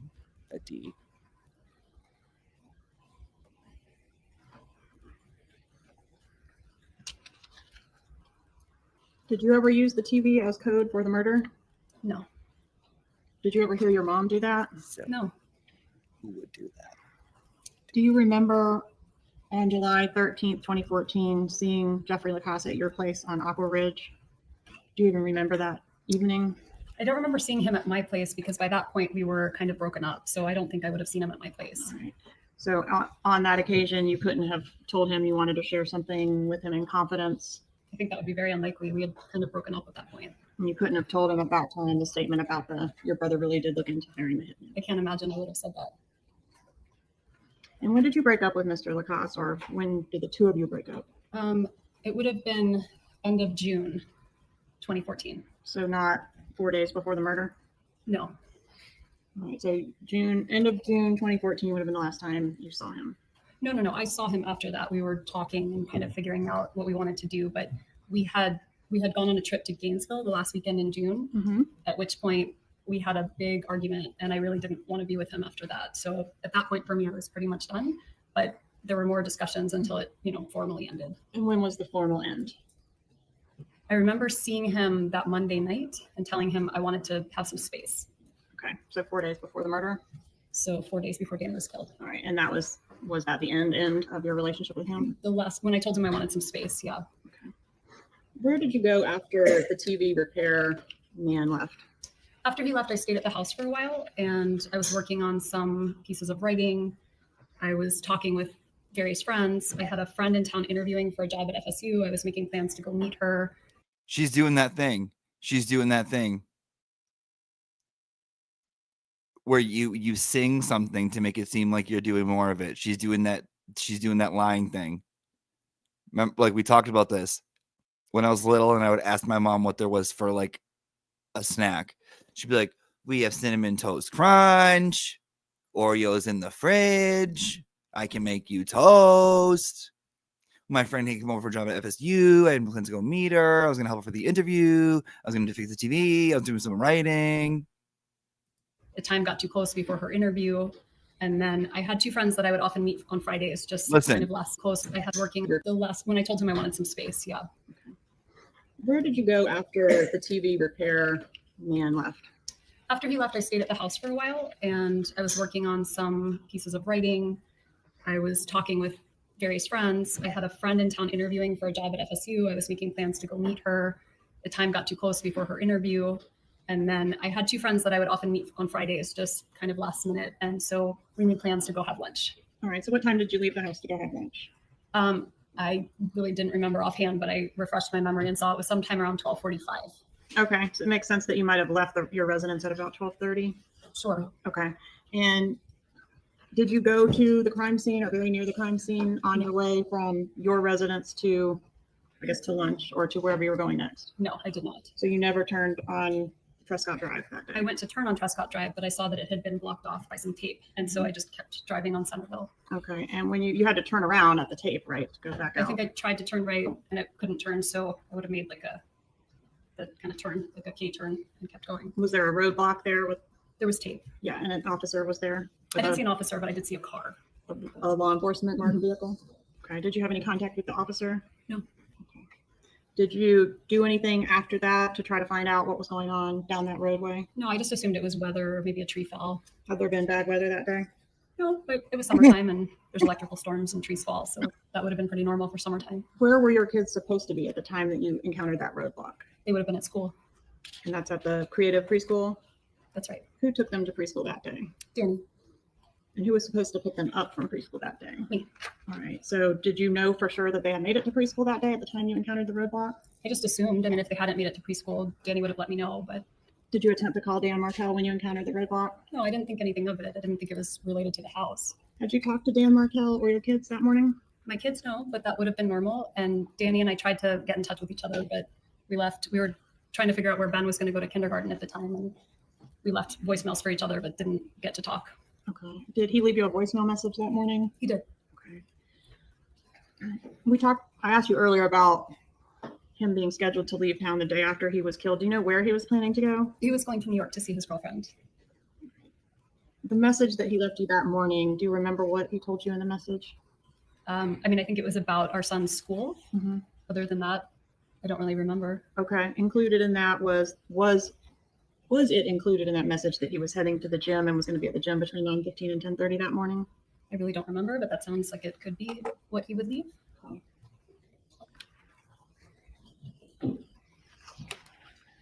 Let's go, Ratchet. Your recollection to review a transcript of that voicemail? Sure.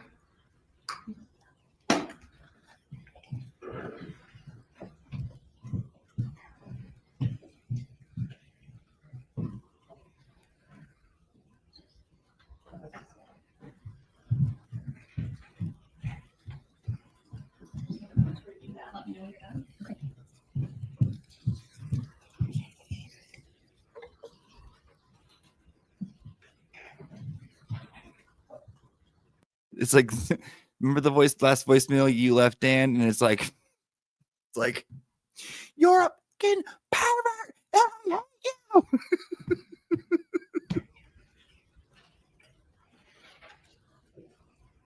you. Okay. So did he say in that voicemail that he left you what his plans were in regards to the gym that day? He did. What exactly did he say about the gym? About the gym, he said, I'm going to be at the gym probably between 9:15 and 10:30, but I'm happy to chat or meet with you. Maybe we can go for a walk at school or something like that. Let me know. Okay. So that particular voicemail doesn't sound very emotionally abusive. No, by this point in time, we were parenting really well and we were doing just fine. Great.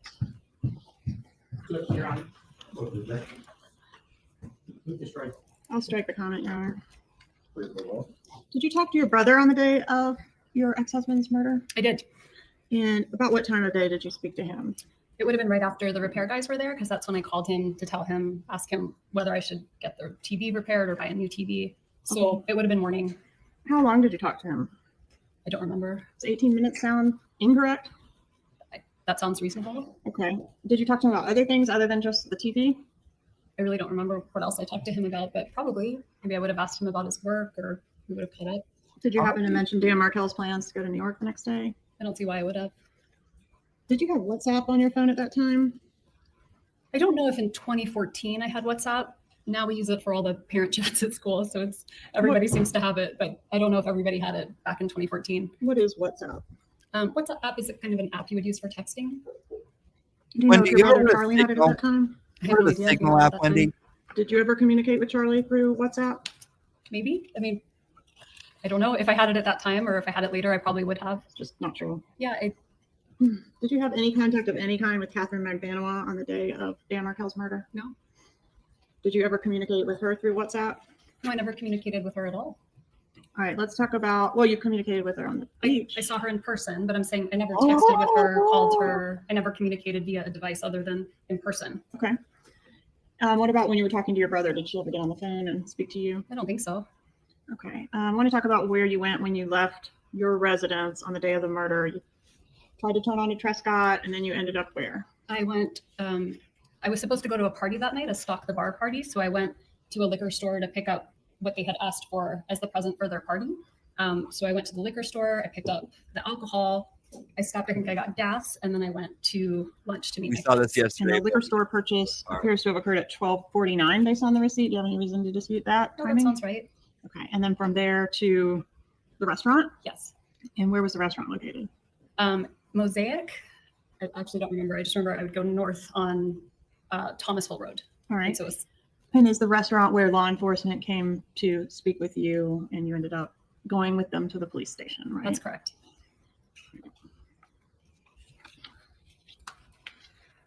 Do you agree or disagree that there have been some financial benefits to you and your boys as a result of Dan's death? I disagree. When did you decide to change the names of your children from Markel to Adelson? So after Danny's murder, there was a lot of news. It just hit the media and there were news stories everywhere. And Nancy Grace on CNN put pictures of my boys with their faces unblurred, just pictures of them. Mhm. And I was terrified. And so when they started school, I started school with my last name, thinking that would keep them safe, that they wouldn't be associated with the murder. Wasn't the Adelson name in the press just It as was much not in the as press. Markel? Not yet.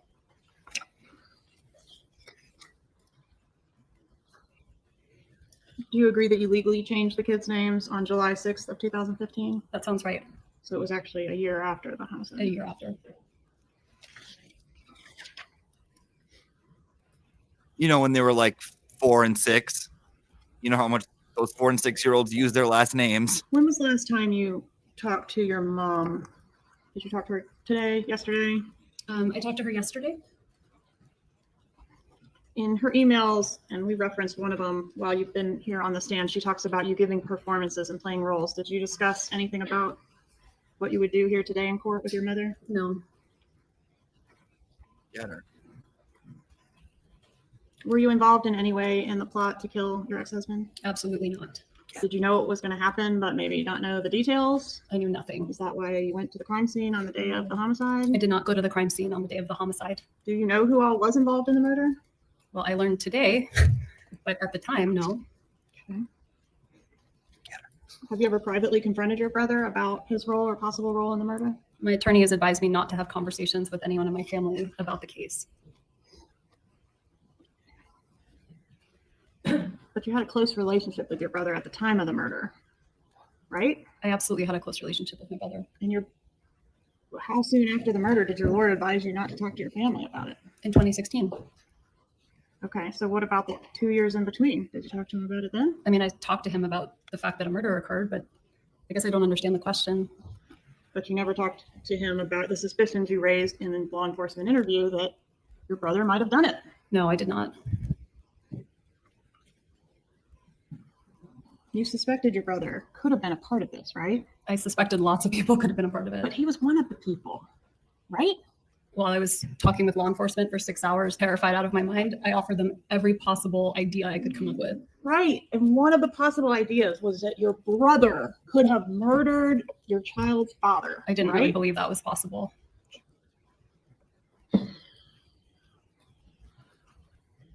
Was part of the plot for you to be able to have plausible deniability about this? Absolutely not. Is it better for both you and your brother if you don't know the details of this? I don't even understand the question that you're asking me. When did you first become aware that you might be a suspect in this case? I mean, as the ex-wife, I assumed I was a suspect from the beginning. What was your first thought when you were asked if anyone might have murdered Dan Markell for your benefit? I thought, oh my God, maybe if I hadn't divorced him, he would still be alive. Maybe this is my fault because I complained to the wrong person. Maybe Danny gave a student a bad grade and they came after him. I just was trying to think of who possibly could have wanted to hurt him. But you didn't say any of that before. The first thing you said was Charlie, right? I don't think so. Page 25 of your interview, line 5 through 15. Do you have any reason to dispute? Page 25, not 5 hours into it. You say Charlie might have done it, right? Can I see, please? You may. The documents, what happened? You know, all those school shootings This is have gonna be tab bad 1, grades. page 25.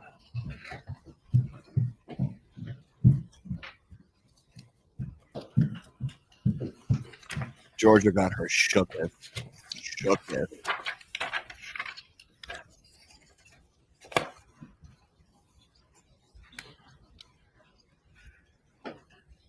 What I say here is that he would never do it. Right under the highlighted part, I say, no, he would never.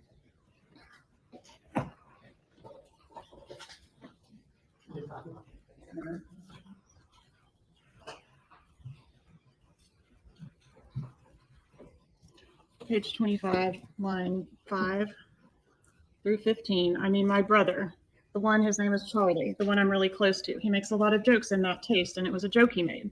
He bought the TV for me this morning that got broken, and then I was talking to him about whether it made sense to pay or fix it, or whether I should get a new one. And it was always his joke that, like, he knew that Danny always treated me badly. And it was always his joke. He said, I looked into hiring a hitman and it was cheaper to get you this TV. So instead I got you this TV. And you do say you don't think he would do it, but can we agree you brought up his name on page 25 of the interview? I did. When asked, would you ever ask someone to do something like this? You say not in a million years. When asked, okay, do you think someone would do this for your benefit without asking you? You say no. And when Isom starts to ask you, what good does it serve? You say, I mean, my brother, the one, his name is Charlie. Isn't that how it went? This is the transcript, but I think there's also inaccuracies in the transcription. Oh, boy.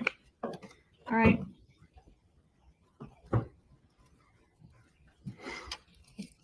Do you want the culpable parties held accountable for murdering the father of your children? Absolutely. I'm grateful they're already in jail. But not if it's your family. It's not my family. I mean, somebody hired them, right? Not necessarily. Somebody paid them. I learned something this morning. Yeah, me too. You didn't want him held accountable if it was your family members. Didn't you tell law enforcement that? That's not what I told law enforcement. What did you tell law enforcement? I told them that the person who did this should be held responsible and that I had nothing to do with it. Page 122, lines 7 through 12. If somebody tried to kill my ex-husband, they should be prosecuted to the full extent of the law. The investigator says, regardless of who it is, and your answer is, I mean, it would be different if I thought it were my brother. But I don't think it was my family. It's different now, isn't it? No, it's not different. That's exactly different what I today, said isn't right it? here. No, that's not No right. further questions.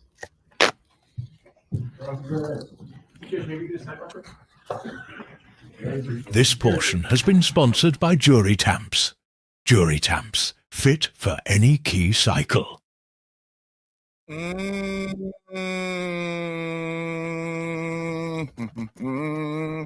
It's different, but it's different now, right? It's different now. It's different, right? Now it's different, right? It's different now, right? You said that right, and now it's now it's different, right? And now it's different, and now it's different, and now it's different. I'm done. I'm out. Bye. Bye, Wendy. I'm all set. I'm good here. I'm good. I'm good. You go. I'm good. Bye. It's different. It's different.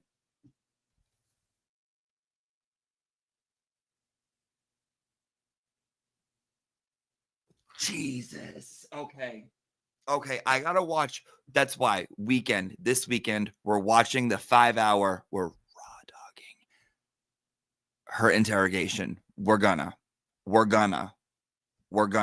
Thank you for sticking through 3 hours, 15 minutes. We got to get to Ratchet Mother Madness. So let's start there. For those of you that don't know, Ratchet Madness is a bracket type situation Turtle Boy has been doing for many a year, where it's kind of like March Madness, where I think week by week or whatever you choose, 2 people go up against each other, you pick one. Yesterday we did the Irish Poor Faces. Let me see if it's up yet. Ooh, it is up. Yes. Okay. Round 1, Irish Poverty Region. Yeah. So you go to TB Daily News, Ratchet Madness. I'm going to post a link to it in. Oh, my cats.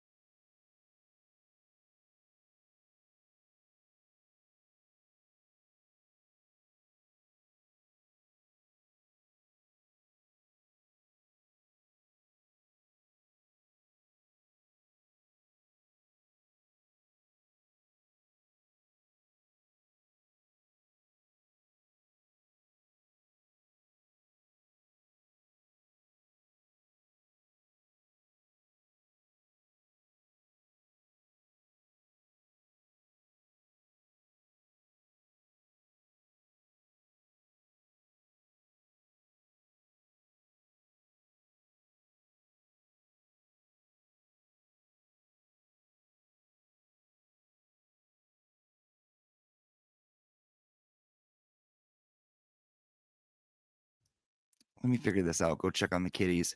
2 minutes. We'll be back. Yeah, they're freaking out.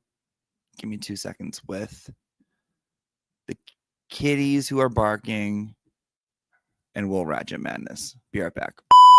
Well, someone's got to break the ice, and it might as well be me. I mean, I'm used to being a hostess. It's part of my husband's work, and it's always difficult when a group of new friends meet together for the first time to get acquainted. So I'm perfectly prepared to start the ball rolling. I mean, I have absolutely no idea what we're doing here, or what I'm doing here, or what this place is about, but I am determined to enjoy myself, and I'm very intrigued, and oh my, this soup's delicious, isn't it?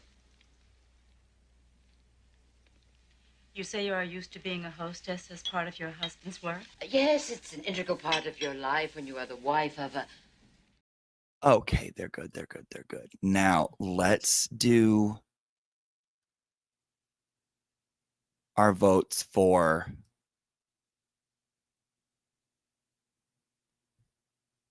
Irish Poor Face. Let's go over the other brackets, and then we'll end it. We'll end it by doing voting for the Irish Poor Face bracket.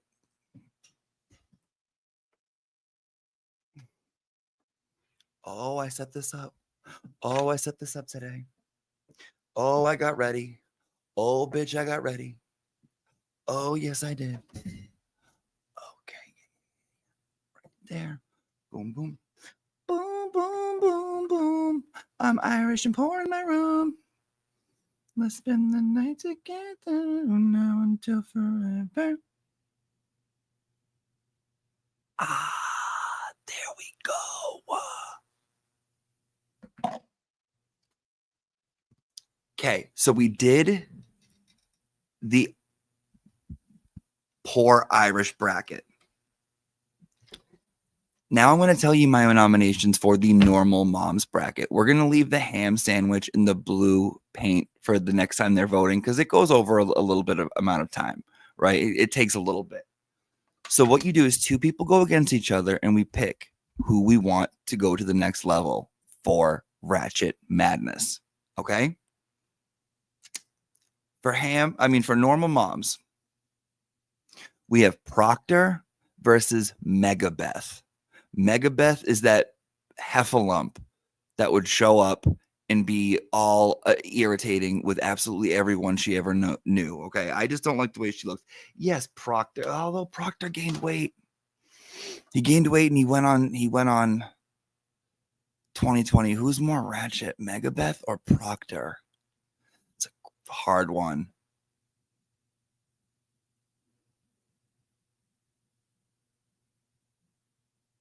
I'm picking Megabeth because Proctor tried to fix his image.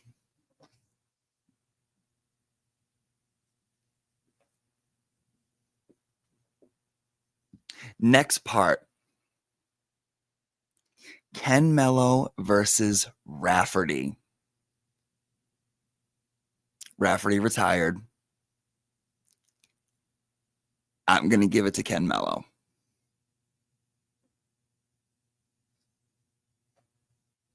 And I'll hear you out if you have a different opinion. I will hear you out, but that's my choice.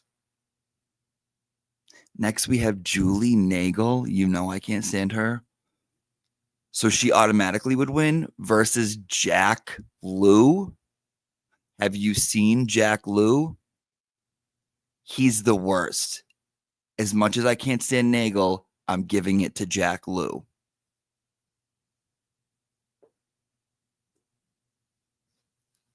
Can't stand him. He's horrible.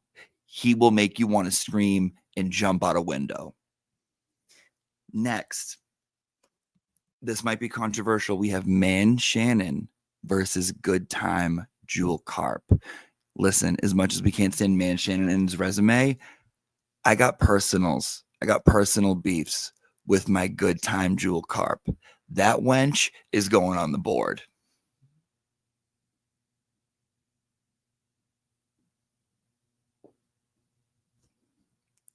Sorry, Jewel. Next, we have Aunt Bev versus Gretchen Voss.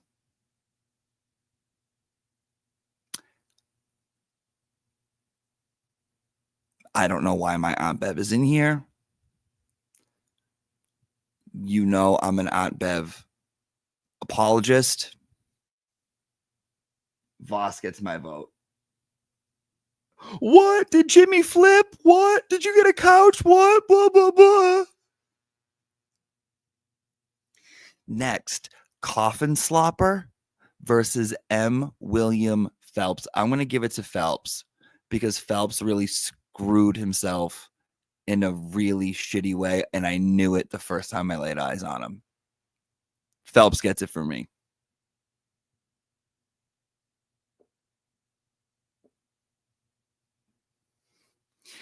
Next, we have Natalie the German versus Boundless Millennial, aka Wolfgang, aka take the out of your mouth before you go on TikTok. You know who's getting it from me.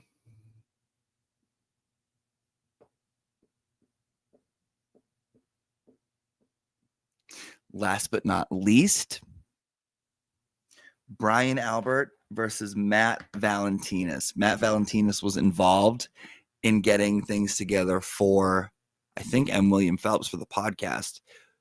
He's an actual Ratchet. Yes, Brian Albert will take his gun out at an event while his wife is next to him and stick it into the crotch of a woman. But Matt Valentinus is a real douchebag.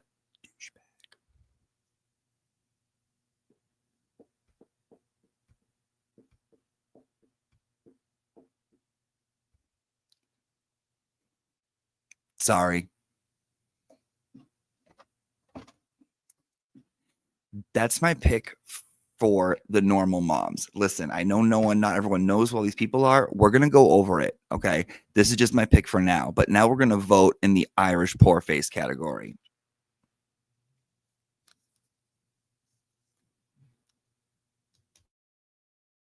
Let me make sure I can hear myself here.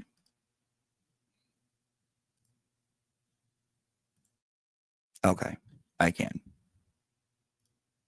Perfect, because the kitties get wild this time of day. Okay, wonderful. Okay, this is wonderful.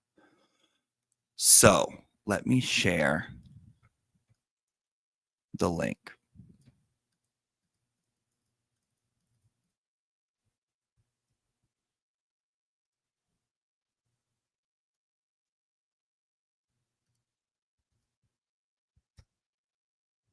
Oh, that's why it wasn't working. Duh.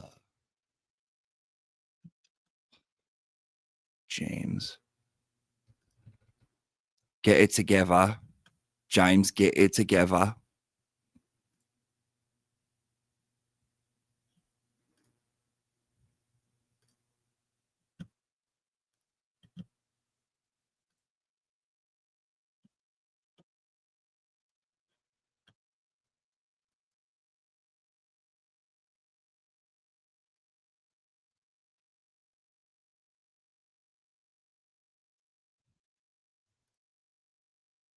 Okay, so in the chat room, in the pinned messages, you'll see a link that will take you to the Ratchet Madness poll. Okay.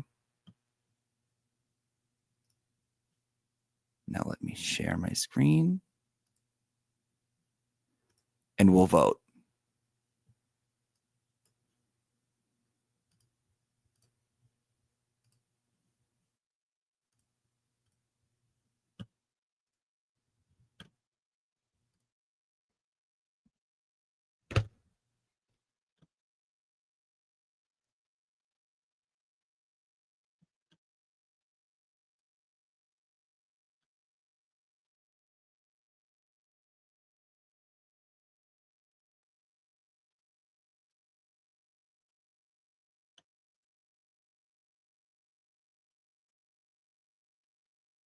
Hold on. My Virgo self is trying to get it perfect. Okay, wonderful.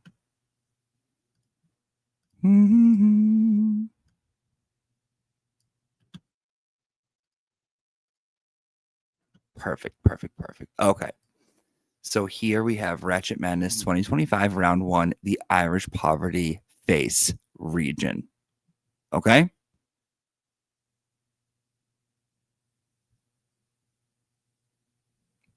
Pinned in the chat room.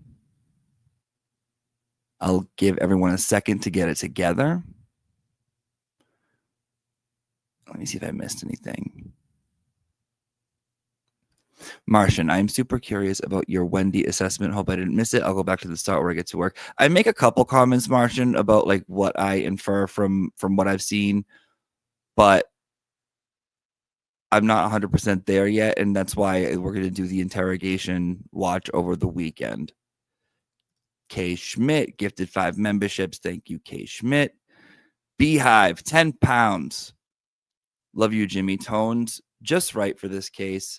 That's a skill. Thank you. You know what? I like Tone, too. He's a good guy. Tone's a good guy, and I do think he'll do good in this case. No, thank you. I understand what you mean. I'm making a joke. Thank you so much.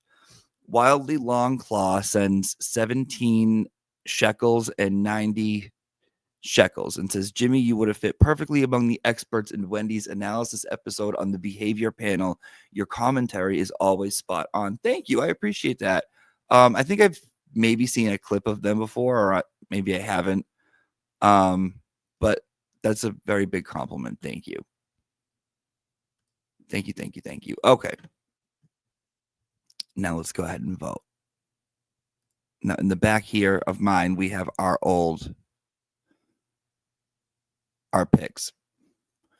Ratchet Madness 2025 has finally arrived. Over the next 3 to 4 weeks, we'll be deciding on who is the most Ratchet of the 64 characters involved in the cover-up of John O'Keefe's murder. There are 4 regions: Irish Poverty, Ham Sandwich, Normal Moms, Blue Paint. Each region, there are 16 Ratchets seeded 1 through 16 based on overall Ratchet behavior in the last 3 years. However, you may determine that a lower seeded Ratchet is actually more Ratchet than a higher seeded Ratchet and vote accordingly. That's the fun of Ratchet Madness.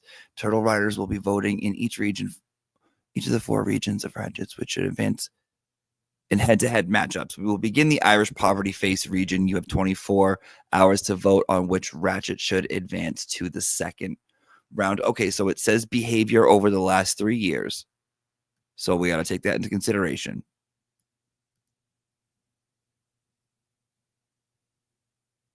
And here's what the bracket looks like, right?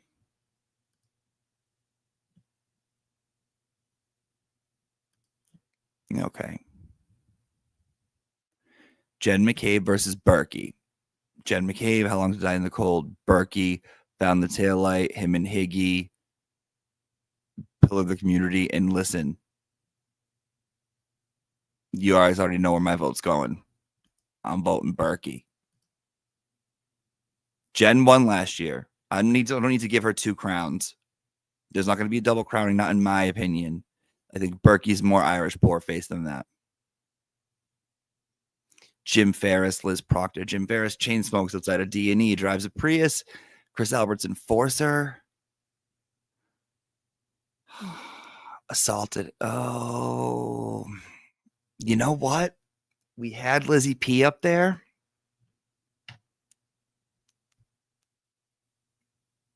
I'm changing my vote. I'm changing my vote to Ferris. I am. For me. Mm-hmm. Yep. Sorry. Next, Fanning versus Jill Daniel. Jill Daniel resembles a couch that has been left out in the rain, charged with assaulting award-winning journalist, doxes herself using fake Twitter accounts. Ooh, that's common nowadays. Hates when turtle douches go to Truro. John Fanning covered up the murder of Sandra Birchmore, tampered with the jury, claims he didn't see Proctor messages because he was on vacation in North Carolina.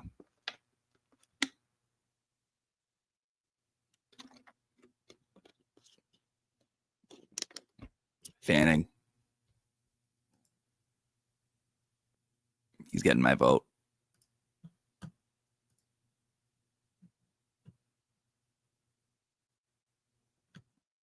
Definition of Ratchet, Maddie? I guess it's in the eye of the beholder. Just gutter. Like garbage human. More garbage human, I would say.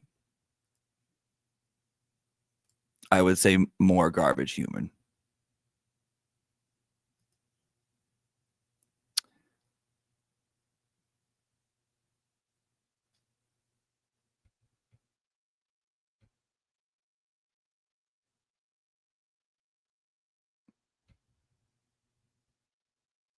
I hope you know where my heart lies on this one.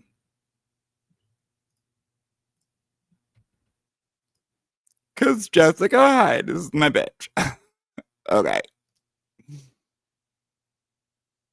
Colin Albert versus Robert Cosgrave.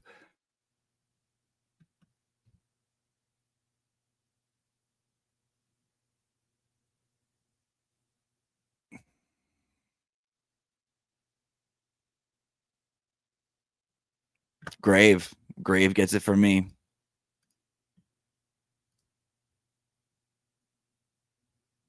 Grave gets it for me.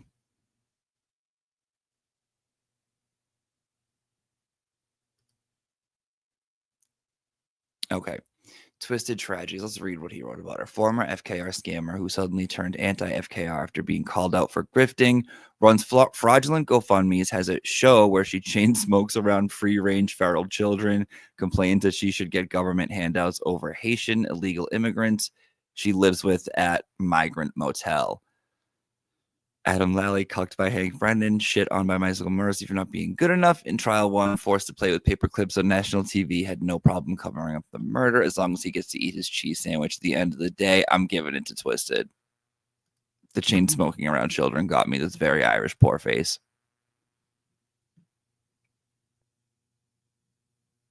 Very.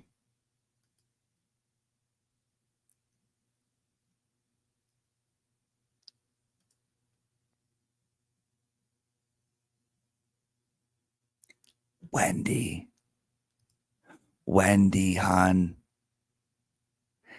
Because you're horrible. Lives off ex-husband's alimony while spewing insane shit on Twitter all day. That's true. Plevin at least gave us a book to read for the summer. Wendy, you get it for me. It's Wendy for me. Now,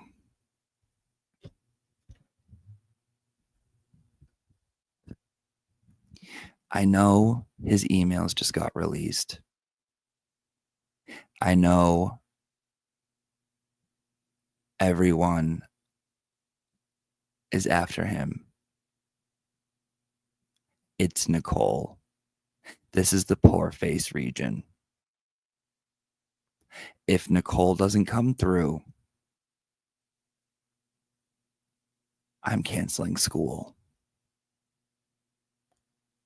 This is the only one I care about. Get her through one round. It's Nicole.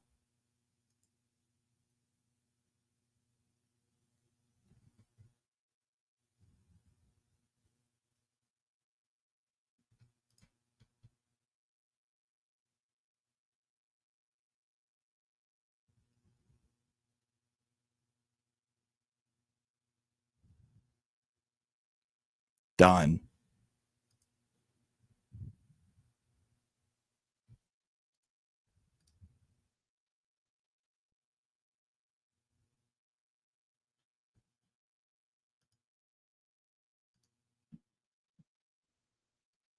That's how you vote in Ratchet Madness. I'm going to have to change because I did change some of my votes. I gave my thoughts on the next one, Normal Moms, which we'll be going over at a later date. Hope you had fun today in class. I think this is one of the longest classes we've ever had. Let me see if I missed anything.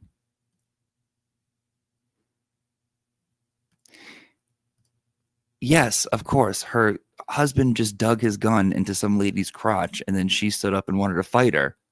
Yes, she's trash human. Yes. And she's Queen Poor Face. She invented Poor Face. Come on. Come on. Let me see if there's anywhere I can send you.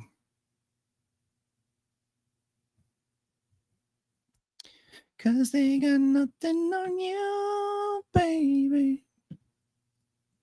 Nothing on you, baby.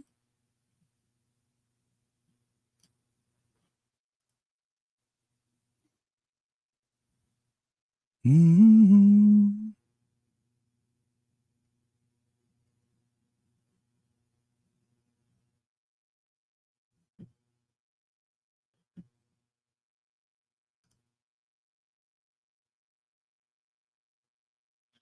I don't see Mike on my ability to send people places.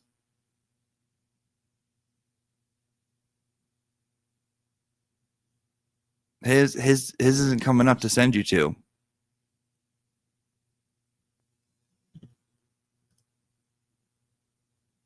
Oh, Lana. Okay, so Lana on Truth and Transparency, she's talking about Idaho 4. If you guys want to go there. Yeah, let's do Lana. If you guys want to go there, go over there. So stay in here if you want to go watch Idaho 4 stuff. I'm not into that stuff. I can't be watching any of that stuff. And I got to run. I've been here for 3.5 hours. So if you want to go there, go ahead. I'll send you. So just stay put where you are. Boom, you'll be over there. If not, do whatever you want. However, please give the stream a like. Please subscribe. Please leave a comment. Please have a good time. Okay? Just go throughout your day. Be well. Thank you for hanging out with us today in class. I will see you guys potentially tomorrow. Turtle Boy has court tomorrow. Also, what other announcements did I have to make? Turtle Boy has court.